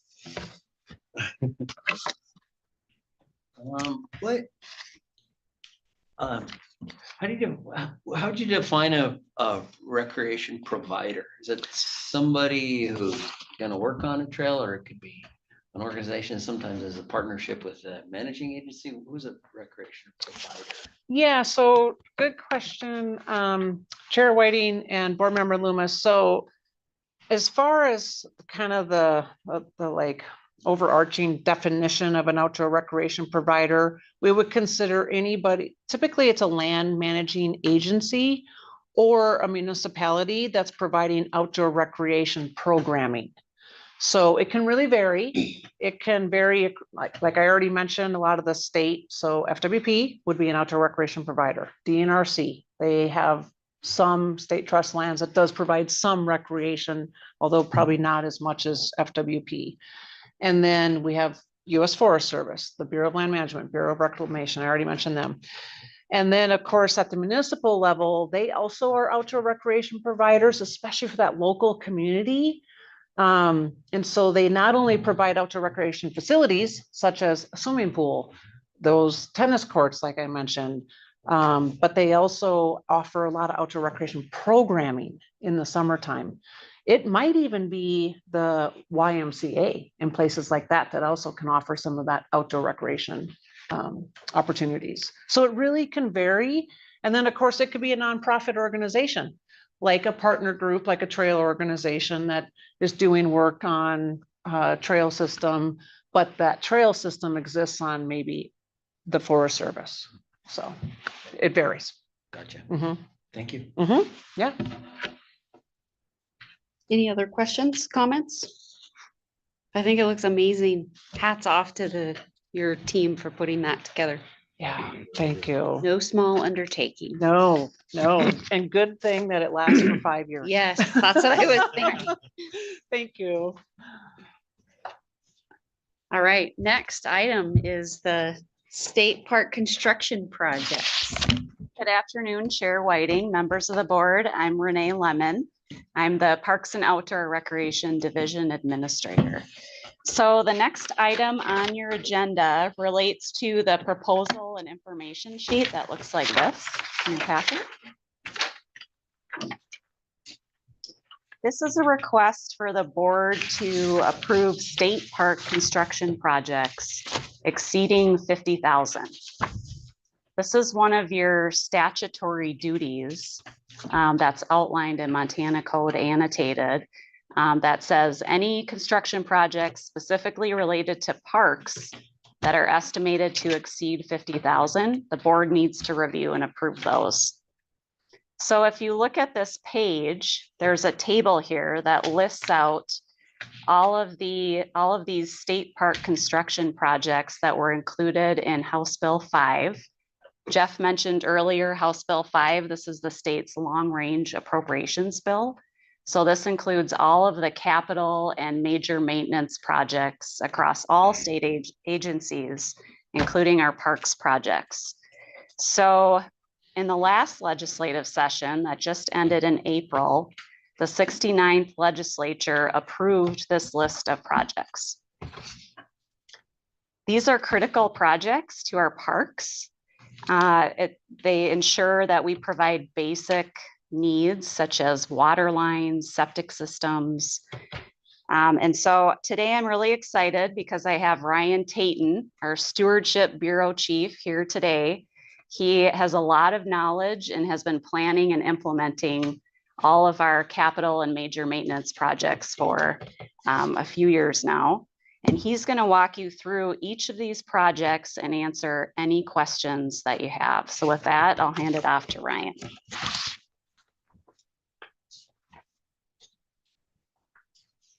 Madam Chair, the board, director. We have a PowerPoint put together. It's not quite as polished, I'll say, as Beth's, but we're gonna. Not a competition.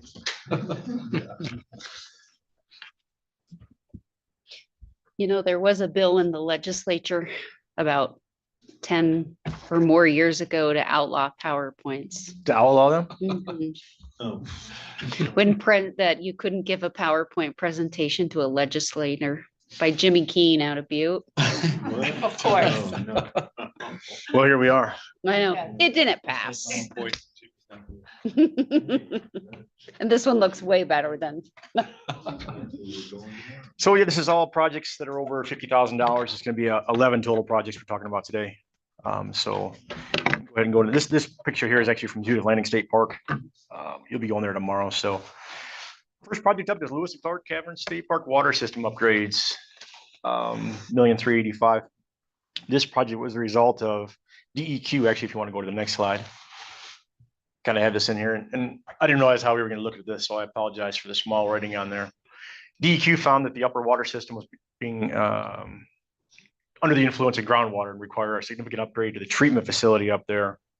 So we had a company come out, Larson Civil Engineering, and look at it and give us different options for what we can do to fix this. And the options they gave us on the bottom there: connect to the current lower visitor center well, combine all water systems, which includes the lower visitor center and the campground well, or drill a new well. The other option was to upgrade the water treatment facility that was up there at the upper visitor center, which is where the current spring box is. Determine the amount of work that was going to take to, in the maintenance piece of it on a daily basis. That wasn't the best option. So they actually ended up going, we're going to go with the combine all water systems. You can go to the next slide.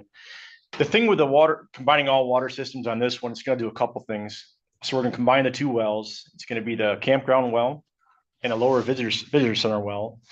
It's going to be piped from there over to the maintenance shop, where it'll be treated there and then piped from there to the upper visitor center. In doing that, it also helps us get water to the maintenance shop too. There is no water system there now. It's ran by cisterns, so they're trucking the water in and out. So it's going to take care of that too. And that gives you the redundancy of the two wells.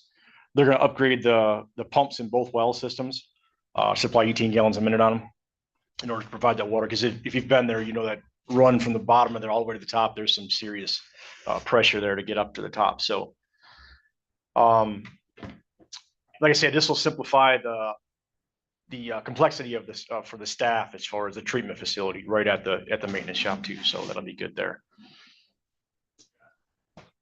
Next slide. Do you want to ask questions for each project as the projects go by? I can stop at each one if that'd be easier. I would say let's do that, just so that if something triggers something. So let's go back. Yeah. Lewis and Clark. So right now you have a pipe from your bottom well all the way up to the top now? No, that's part of this project. So right now they're independent systems. There's a spring box system at the upper visitor center. Yes. And that's the only thing that's used for is up there.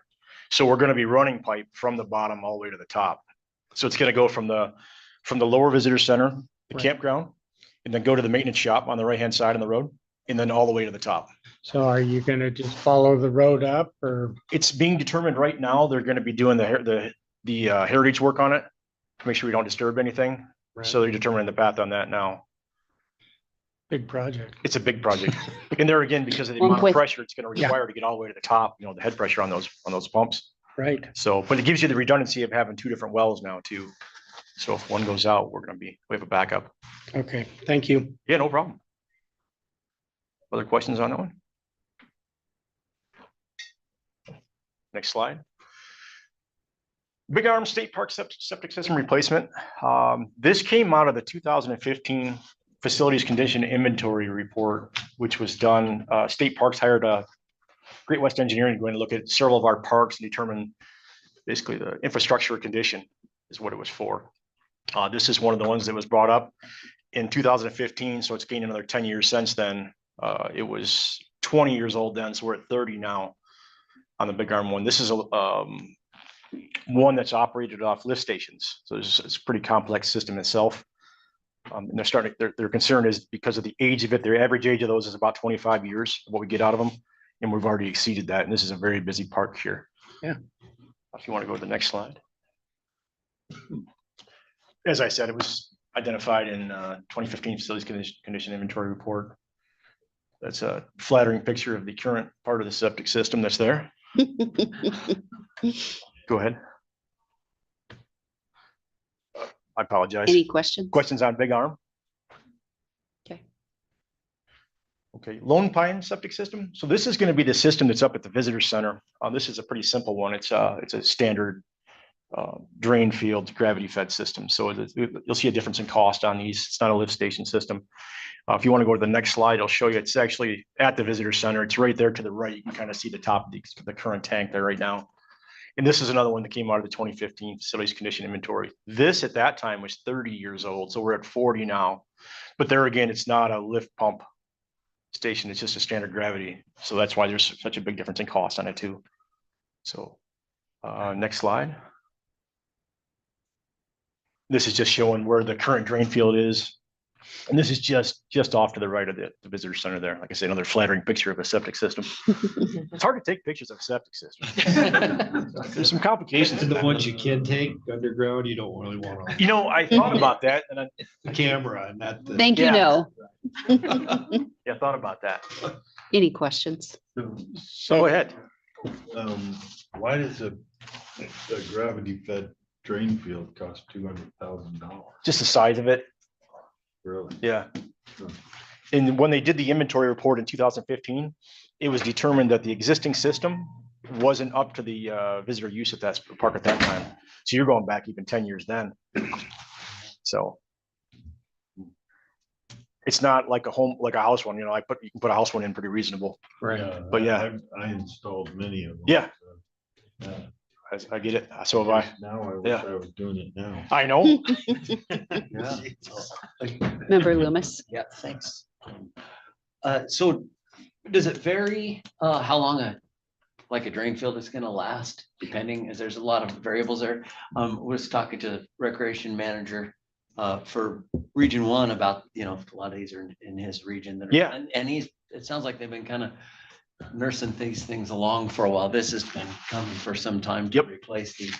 And that now when you go to permit, they want to see your paperwork for what your replacement plan is. Yeah. It's like, wow. So I didn't even know we would know. I mean, how many visitors we're gonna have or so.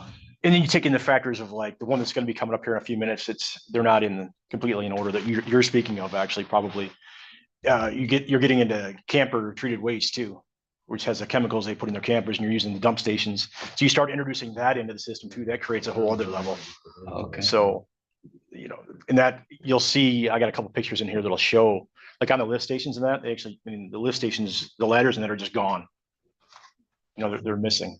So with these few systems that we look at that are going to be replaced, do you have a expectancy of how long they're going to live? Like I said, the average expectancy is about 25 years right now. I mean, obviously materials are changing, things like that. They're going to stainless steel equipment as far as the ladders and that kind of, so you should get some more longevity out of that. Okay. But that's our average, what we're looking at right now. That's good. Thank you. No problem. Like I said, I didn't have that other one in order. I apologize on that. So when you're putting a new system in, does the county sanitarian have to approve everything that you're doing? Yes. Okay, and then they're gonna approve your replacement area, so you've got enough area for that. So in the future, down 25 years, Yep. are they wanting even a bigger? So they're gonna give you your replacement area, which you can do down the road, just like it would be in a residential system where you Okay. get a DEQ replacement area. Okay, So, yep, same thing. thank you. Other questions on that one? This project here, Milltown State Park Repair, Replace Fence System and Trail System. So this project, when it was first introduced back in 2023 to be proposed at the 25 session, at the same time, there was a state tort claims claim filed also for the same thing, which somebody spoke about it a little earlier today about the overlook and the cracks. You're gonna see some of that here in a minute. So some of this work has already started. So this is gonna be in addition to the work that's going on right now. So to clear up any confusion on that, there already is work going on there. Somebody was there. I apologize, which board member talked about it. Yeah, You were there. So there already is work going on. Yeah. Yes, that's due to the state insurance claim that was done. It doesn't take care of everything. Like I said, that those things coincided is how that happened. So just to clear that up on there. Next slide. And this is originally when that was, just to show what was going on there from 21 to 22, the changes in the overlook. Wow. And you'll see here in a minute why it went from holes to, I don't know if I'd be standing there taking the picture, to be honest with you, but next slide. So this is out of the report that was done on it. And just showing what's going on, and that you can see up the top there where that overlook is at or was at. And then underneath there is the tunnel, the train tunnel, which is still a concern. You'll see why here in a minute, for future concerns as far as erosion up there. And well, I'll show you here in just a second why on there. I just put this on there so you had an idea visually of what we're talking about. If you haven't been there, if you've been there, you know where this is at. But next slide.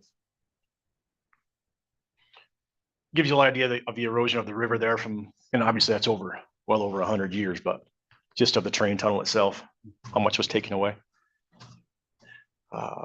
Next slide. Here's the concern on this piece of it. So the train tunnel still being there, which is being blocked off right now to keep people from walking in there for these reasons you'll see on the picture on the left. It's starting to crack. And if that does drop in, there's quite a lot of cubic yardage of material, again, that are going to go inside of that. So that's one of the underlying concerns of that overlook and getting it back far enough to cover for this. That's the old Milwaukee Tunnel. I don't know the name of the tunnel. I just know it is the train tunnel on Milwaukee Railroad. it. Is it? Yeah. Okay. I appreciate that. So, so the way the soil is sloughing or starting to move back towards the overlook is not having any of that cause from the change in the direction of the river after the dam's been removed, or is it a lot of this is because materials being displaced because of the tunnel? No, if you want to go back a slide, if you don't mind. Right here's what you're talking about. Yeah, Yeah. So a lot of that is because of the river moving. yeah. You're getting the river moving over. So it took a lot of that material off. Like I say, the other concern is if the roof of this tunnel does collapse, it's going to just accentuate it even more. So that's why they're moving that That's overlook back. awesome stuff. We were just talking about this yesterday, and Yeah. I haven't been to the looking at the tunnel for a while. We were just talking about this It's yesterday. So- actually being blocked off right now. The tunnel is. Okay. Keep people from walking in there for obvious reasons. So Yeah. Yeah, because I mean, it was like a couple of years ago, the discussion was maybe we could repair the tunnel so people could enjoy it again. It's like, that's Yeah. way off the table now. yeah, no. I don't want to be in there. No, you don't. It's mostly a graffiti thing now. People go in there and paint all Yeah. over the inside of it. So it's turned into vandalism more than anything else. So what method are you going to use to keep people out of there? They're putting actually metal gates up on it right now. Okay. Yeah. I should have a picture of that, but I don't in here. Oh, those are great pictures. Thanks So- for bringing them. Yeah. If you want to go over to the next one there, I think we were on the. So this, like I say, this showing the tunnel here and what's going on. This is out of the Terracon report who did the engineering report on it for us. Next slide. This is just showing what we were going to do. These are the pieces of the project. We're talking about a minute ago. Some of this is already going on right now because of the insurance claim. We decided to go ahead and close the tunnel now just because of the concerns with that roof in there. So closing the tunnel, repairing the fencing at the overlook, a bunch of asphalt repair in the park itself, updating the interpretive signing to show the changes of what's going on in the park. And then random repairs to tables and benches, and then additional trail work to try to make back up some of the trails that were lost with this thing too. So we're trying, so there's plans for all the funds that are in there. Like I say, it just got out of order because of the insurance claim. Not that that's a bad thing. I have another question. Yeah. At the end of the trail work and additional benches from the overlook to floodplain and the flats, is the flats that the area, like if you're on the other side, you'd be on the east side of the river, you go past Bonner, that other access point where you go through the, is it BNSF or Burlington Northern property, the one that, where that the tunnel goes underneath on the other side? The flat, yes. Is it? So there's gonna be some more, because it was like barbed wire fencing and it was old trails there from previous landowners. So the one, You and I went, the want by the region is to open that back up to get trails back down into there. okay. So that's what the part of, they've had to adjust their plans for this project since they submitted it in 23 because of the insurance claim. Okay, So that's what's happened there. okay. Oh, interesting. Next slide, which I don't know if that changes yet. Oh, any more questions on the Milltown? We're going back to the world of septic here. Wayfarer State Park repair or replace sewage lift system. So this is not a out of date septic system, but you'll see here in a minute, if you want to go to the next slide. What's happened here is the lift stations are all shot in it. So there actually was a ladder right here on the left-hand side. This is what you were probably talking about with the folks up there in the region. They're all just gone. You can't, there's no more ladder left to get into the boxes to look at all. That's just a vent on the right-hand side. There's all that is. So like I say, there's a couple pieces to this project, and it's going to depend on the cost. And the main part of this project is to fix the lift stations on this system. Additionally, at Wayfarers, there's also a boat. We'll talk about that in a minute. There's a vacuum flush system there too that needs some work. So next slide. Can't beat septic pictures. Here we are. Just showing the system itself, just how it's set up there.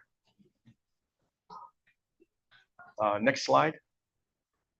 Like I was talking about a minute ago, if we have funding left in this project, there's some repairs need to be made to the vacuum flush system that's on the docks. It's one of only, I think there's 2 or 3 on Flathead boat pump outs. If you're not familiar with that, larger boats have a just like an RV. They can haul their own waste, because you can't macerate it into the, well, right there.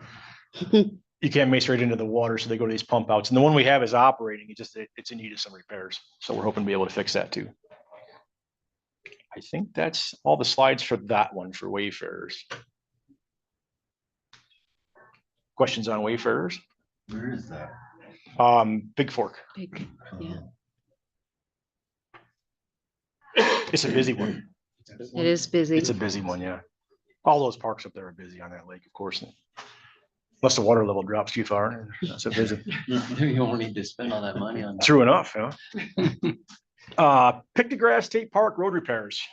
This is $225,000 worth of asphalt repair, and it's not going to replace it. It's over 2 miles long, but there's several places in the road here. Let's see if we go to the next slide.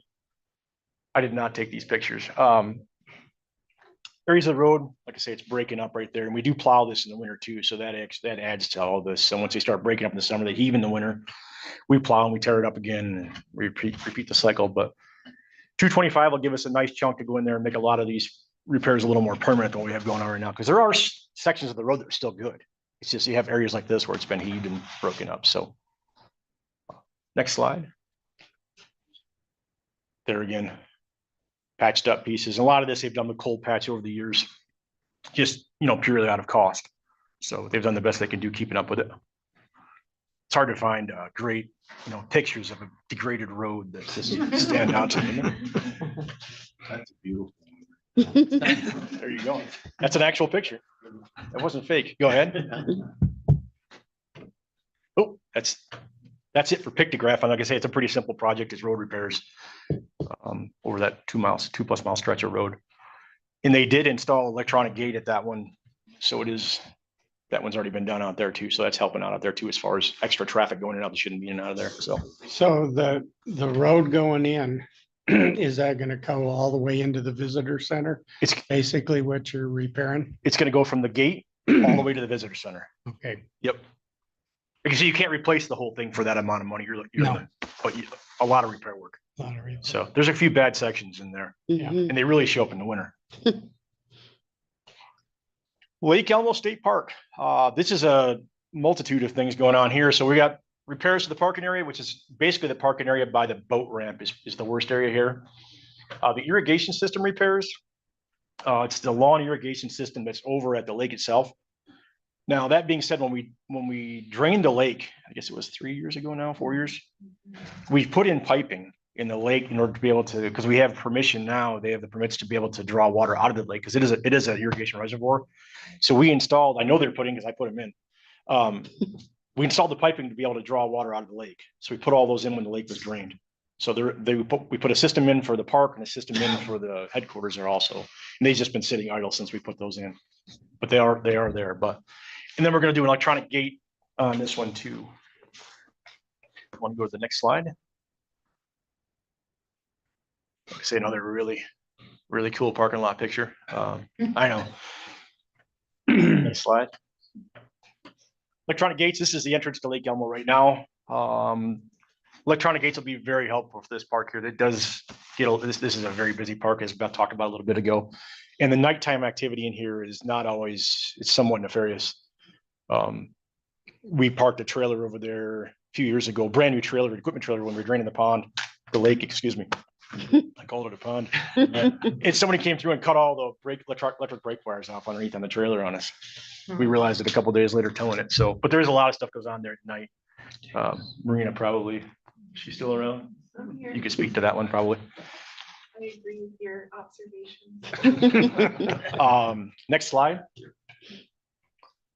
It's just, like I said, currently they leave them open. They don't have the capacity to open and close them every night. So next slide.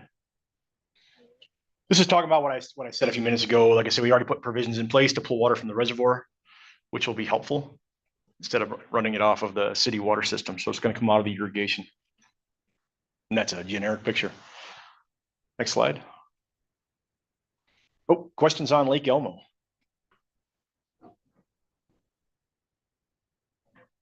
We're off to Region 7 now. Tongue River Reservoir, State Park, bank stabilization, boat launch repairs. We've had some erosion issues right here by the boat launch. You'll see here in just a minute. It's more or less just shoring up the boat ramp and then trying to stop the erosion along the shoreline to keep it from going any further, not to rebuild it back. Next picture, next slide, I'm sorry. You want us to go back? I was just, was that like a high-rise hotel there at Tongue River, that structure? This is our new diversified lodging. I'm just kidding. Like there's a AI Hilton- a generated. Hilton there or something. I stole that picture. I'm not gonna lie to you. So here's the boat ramp area. Obviously, you see it's eroding off the sides. If you're backing a boat trailer down a ramp like that, you know what can and doesn't happen. You better be good. Yeah. And if the water's up over it, you don't get to see that sort of thing. So that makes it really, Oh, yeah. it's a lot of fun. so this is right by the marina? It is. Yep. You'll see, actually, you'll see, there should be a picture in here that kind of shows right where it's at. Yeah, that first one did. You can go ahead. So just showing the ramp erosion. You can see that one's actually on the verge of getting undercut too, which when that does happen, they end up cracking, then we end up having to replace the dang things. They get spendy. Next slide. This is shoreline area, just an up close of what's going on there, and you'll see it adjacent to the parking lot here in just a minute. Next, there you go. That's the same area, and there's the parking area there now. So we're just trying to keep it from continuing up into there is all, just to stop it. So not to rebuild it back out. Picture got fuzzy. That gives you an idea where we're at right there. Yep. Yep. So this is all obviously at low water right here. So not a big project, but a needed one, like I say, just to keep that from losing any more of that land there. Once you start getting into the asphalt and that gets a lot more expensive quickly. I think that might, yep, that's the last picture on Tongue River. Any questions on Tongue River Reservoir? Yeah. What methods do you do to restore the shoreline and? So you got a number of different things you can do. You can go to the classic rip wrap, which is sort of frowned upon anymore. You can do soil lift. You can do willow lifts. You know, it's gonna be whatever's native as far as plant wise down there. We're even doing, not that we would use it here, We have some right now, we're looking at doing what we call root wad structure. We actually take a root ball and we bury the end of the tree into the shoreline. On a river, we'll use that and try to just change the direction of the river instead of putting rock in there. We try not to just put rock everywhere if we don't have to. So, but look, we've had pretty good success with soft bank stabilization projects. Okay. Yeah. Did you ever work with the contractor that did the dynamic beach stuff? And I did not work with that contractor. I was just coming on board when they were finishing that project up okay, into this role. I did get to see it. okay. I saw you're talking about the one at Summers, right? Yeah. Yeah. Yeah. Well, the Parks Board got a pretty detailed presentation on how Yep. this engineer water guy has come up with what size rock, where to put it, angles, the water and everything. And it's pretty interesting. Yeah. And you're dealing with the same thing there. I mean, as far as, Got his number if you want to compare. oh, I have the report actually on that. Yeah. Okay, call him up, say, I gotta figure out what size root ball I need to put in the ground here. He'll probably have some suggestions. Yeah. That's on another project. That's actually on a creek project we're looking at right now. Okay. That's pretty cool. So you were talking about root balls or, Not for this one. yeah, Yeah. but is that what they did at Cornell State Park where they put the new boat ramp in and they rebuilt the side in there? They buried willows in and put dirt on top of them. Yep. So that's a little different there. That's a willow, we call it a willow lift. So you're trying to get the willows to take hold in root to hold the material you're putting in there. Right. The root wad, when I was talking about, what that basically is, and I should have it. I didn't have it as part of this. It's basically, you take a tree, you basically pull the tree out of the ground, or it's one that has been pulled out of the ground for other reasons, for a flood or whatever. And you're taking the top of the tree cut off and inserting that into the bank and using the root ball of the tree to divert the water. Okay. Does that make sense? Yeah. That's a terrible way to describe it, but that's Well, kind of what it is. down on the Beaverhead, they've done some of that with the willows where they Yeah. buried them. They've done the lifts and everything. They were working on Cornell Park. This is a little off the subject, but they were finishing it this spring. Oh, Cornell There's a Park. lot yeah. of water. And before they had the fences and the gate up, some idiots drove in there and spun all around on it and tore up there Yeah. where they had tracked it down. Yeah. And I am sure that they had to go back in and redo that. Oh, yeah. Yeah, I apologize. You said Cornell Park. I'm thinking Cornell Park. And I know where we are now. Yeah. You said Cornell, I'm thinking of college for some reason. I don't know why that hit me. No. Okay. And the other thing with the root wad too, it actually helps collect sediment and that in there too. And it's great for fish habitat also. And that's kind of a side note for this, but. Right. Other questions on that one? Take more pictures if you get into that project. I'd like to see them. Yeah. That's another one we're working on. The one I'm talking about, there's another one working on outside of Red Lodge right now. So it's just, it should go under construction this winter. Ideal, water levels. So. Right. Yeah. Bannock State Park Historic Preservation. This was a $250,000 ask, and this is more or less for continued maintenance and upkeep of the buildings there. I stole this picture from Rachel Reckon. I thought it was really cool. She's one of our archaeologists, historic preservation folks. And what this is for is just continued work, replacing siding, replacing roofs. And Bannock, if you've been there, is a nonstop project. I mean, we constantly are doing new roof work, new siding work. We have a siding project out right now. Just went out to bid. It just got awarded. Did it get awarded? Just recently to reside the church there. So like I say, this is $250,000. It wasn't earmarked for any one specific project. It's just to continue work down there. It is earmarked completely for Bannock State Park though. Next slide. Just showing some of the work. This is actually from Bannock a few years ago, doing some chinking work down there.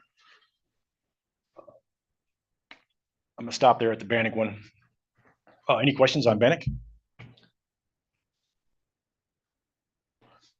Judith Landing State Park Development.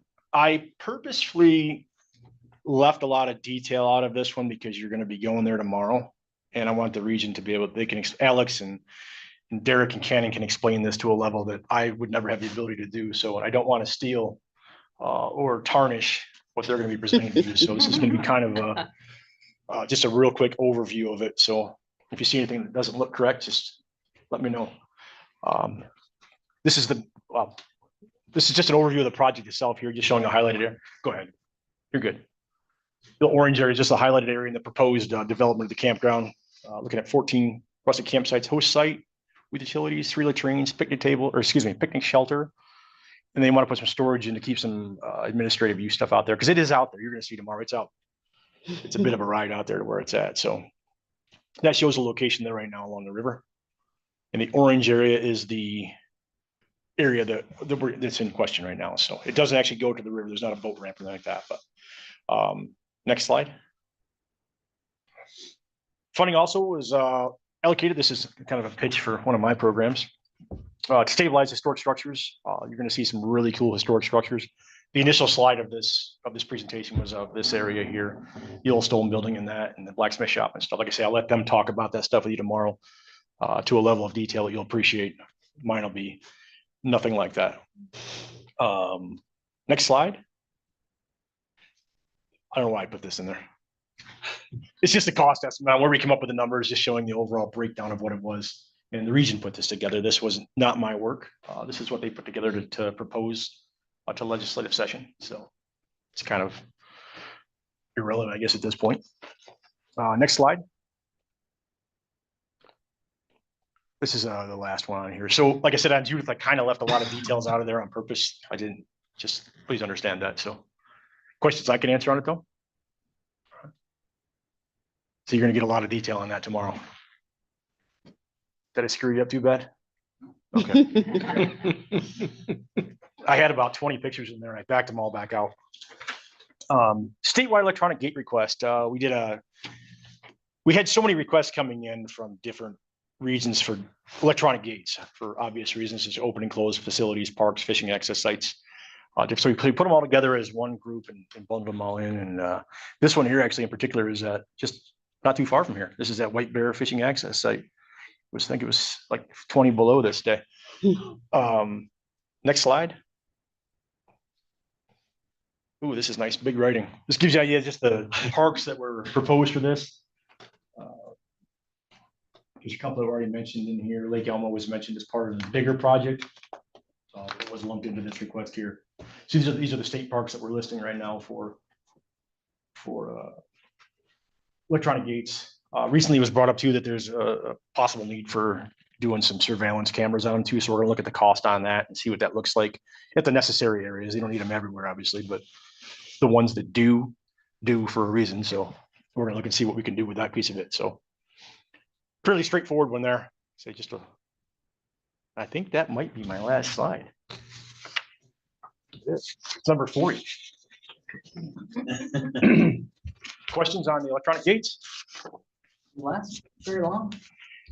We don't have enough of them out there right now that I could give you a number on that. Like the most recent one we just changed out was at a headquarters office, and it's kind of a different thing there because it gets open and closed so many times a day because they keep the gate shut, and so everybody coming in and out is opening and closing that gate, so it's getting exercised a lot. Where these ones like this, you're only opening and closing them twice a day, so you should get a lot of years out of them. The backside of that is the concern for vandalism, of course. You know, because if somebody gets locked into a gate and their car's in there, even the signs and all that, there's going to be a tendency to get out of there with or without the gate. So, okay.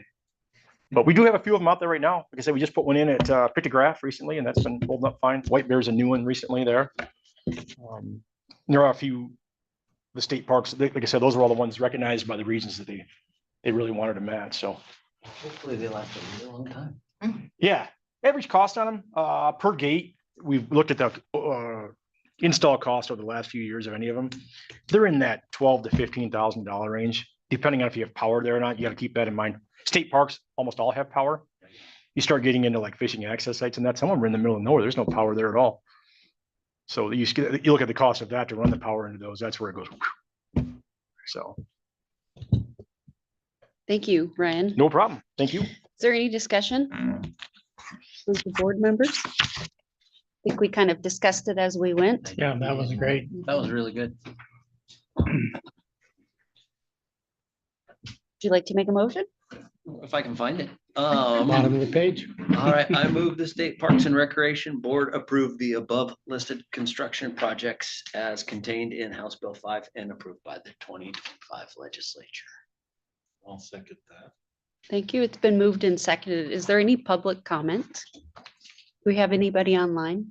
No, ma'am. Thank you. Any further discussion? it is super helpful to see the slideshow to better understand what we're looking at. So thank you for that extra time, but I think it was super helpful. Yes. All right, with that, let's do a voice vote. All those in favor say aye. Aye. Aye. Any opposed? Motion passes unanimously. Is there any public comment for anything that was not on our agenda today? Madam Chair, we have no public commenters online or present, I believe. Great, thank you. And again, I just really want to thank our staff. You guys are amazing. You've had a lot of big projects, and the legislative session in and of itself is worthy of psychological counseling. So thank you. Thank you for all of your hard work. Like a former legislator. I know, right? And also just my appreciation, I know the board members appreciate it too. I know it's more expensive and it's more work for us all to gather, but I do something like this, especially, I think it was great to see each other face to face and just communicate. I know we can't do this all the time, but for special situations, I think it was very helpful, and looking forward to our field trip tomorrow. And with that, we will adjourn the meeting. Would you, before we, I mean, we've officially closed, but can somebody give us an overview of where to be when tomorrow? Be tonight. Oh, yeah, so tonight, so you're all spending the night? Yeah. You're spending the night at the Hotel Arvon. It's downtown, the old Great Falls. We've already ordered our meals, and so I think if we're there just a few minutes before 6. How do you get there? Google Maps, baby. Yeah. I couldn't get my phone to shut off and I finally gone. Arvon, yes. Okay. It's right by the restaurant is in the basement of the Celtic Cowboy. Someone correct me if I'm, It's right down by the Civic Center, about 2 blocks east. yeah, on, Is that First Ave? is it on Main First Ave South. or First probably Avenue South? Streetish. Is it 118? Is that the 100 block? Okay, yeah, Yeah. so it's Do you know where the Civic Center is? No, Do you know where Main Street is? No. I'll Google it. Okay.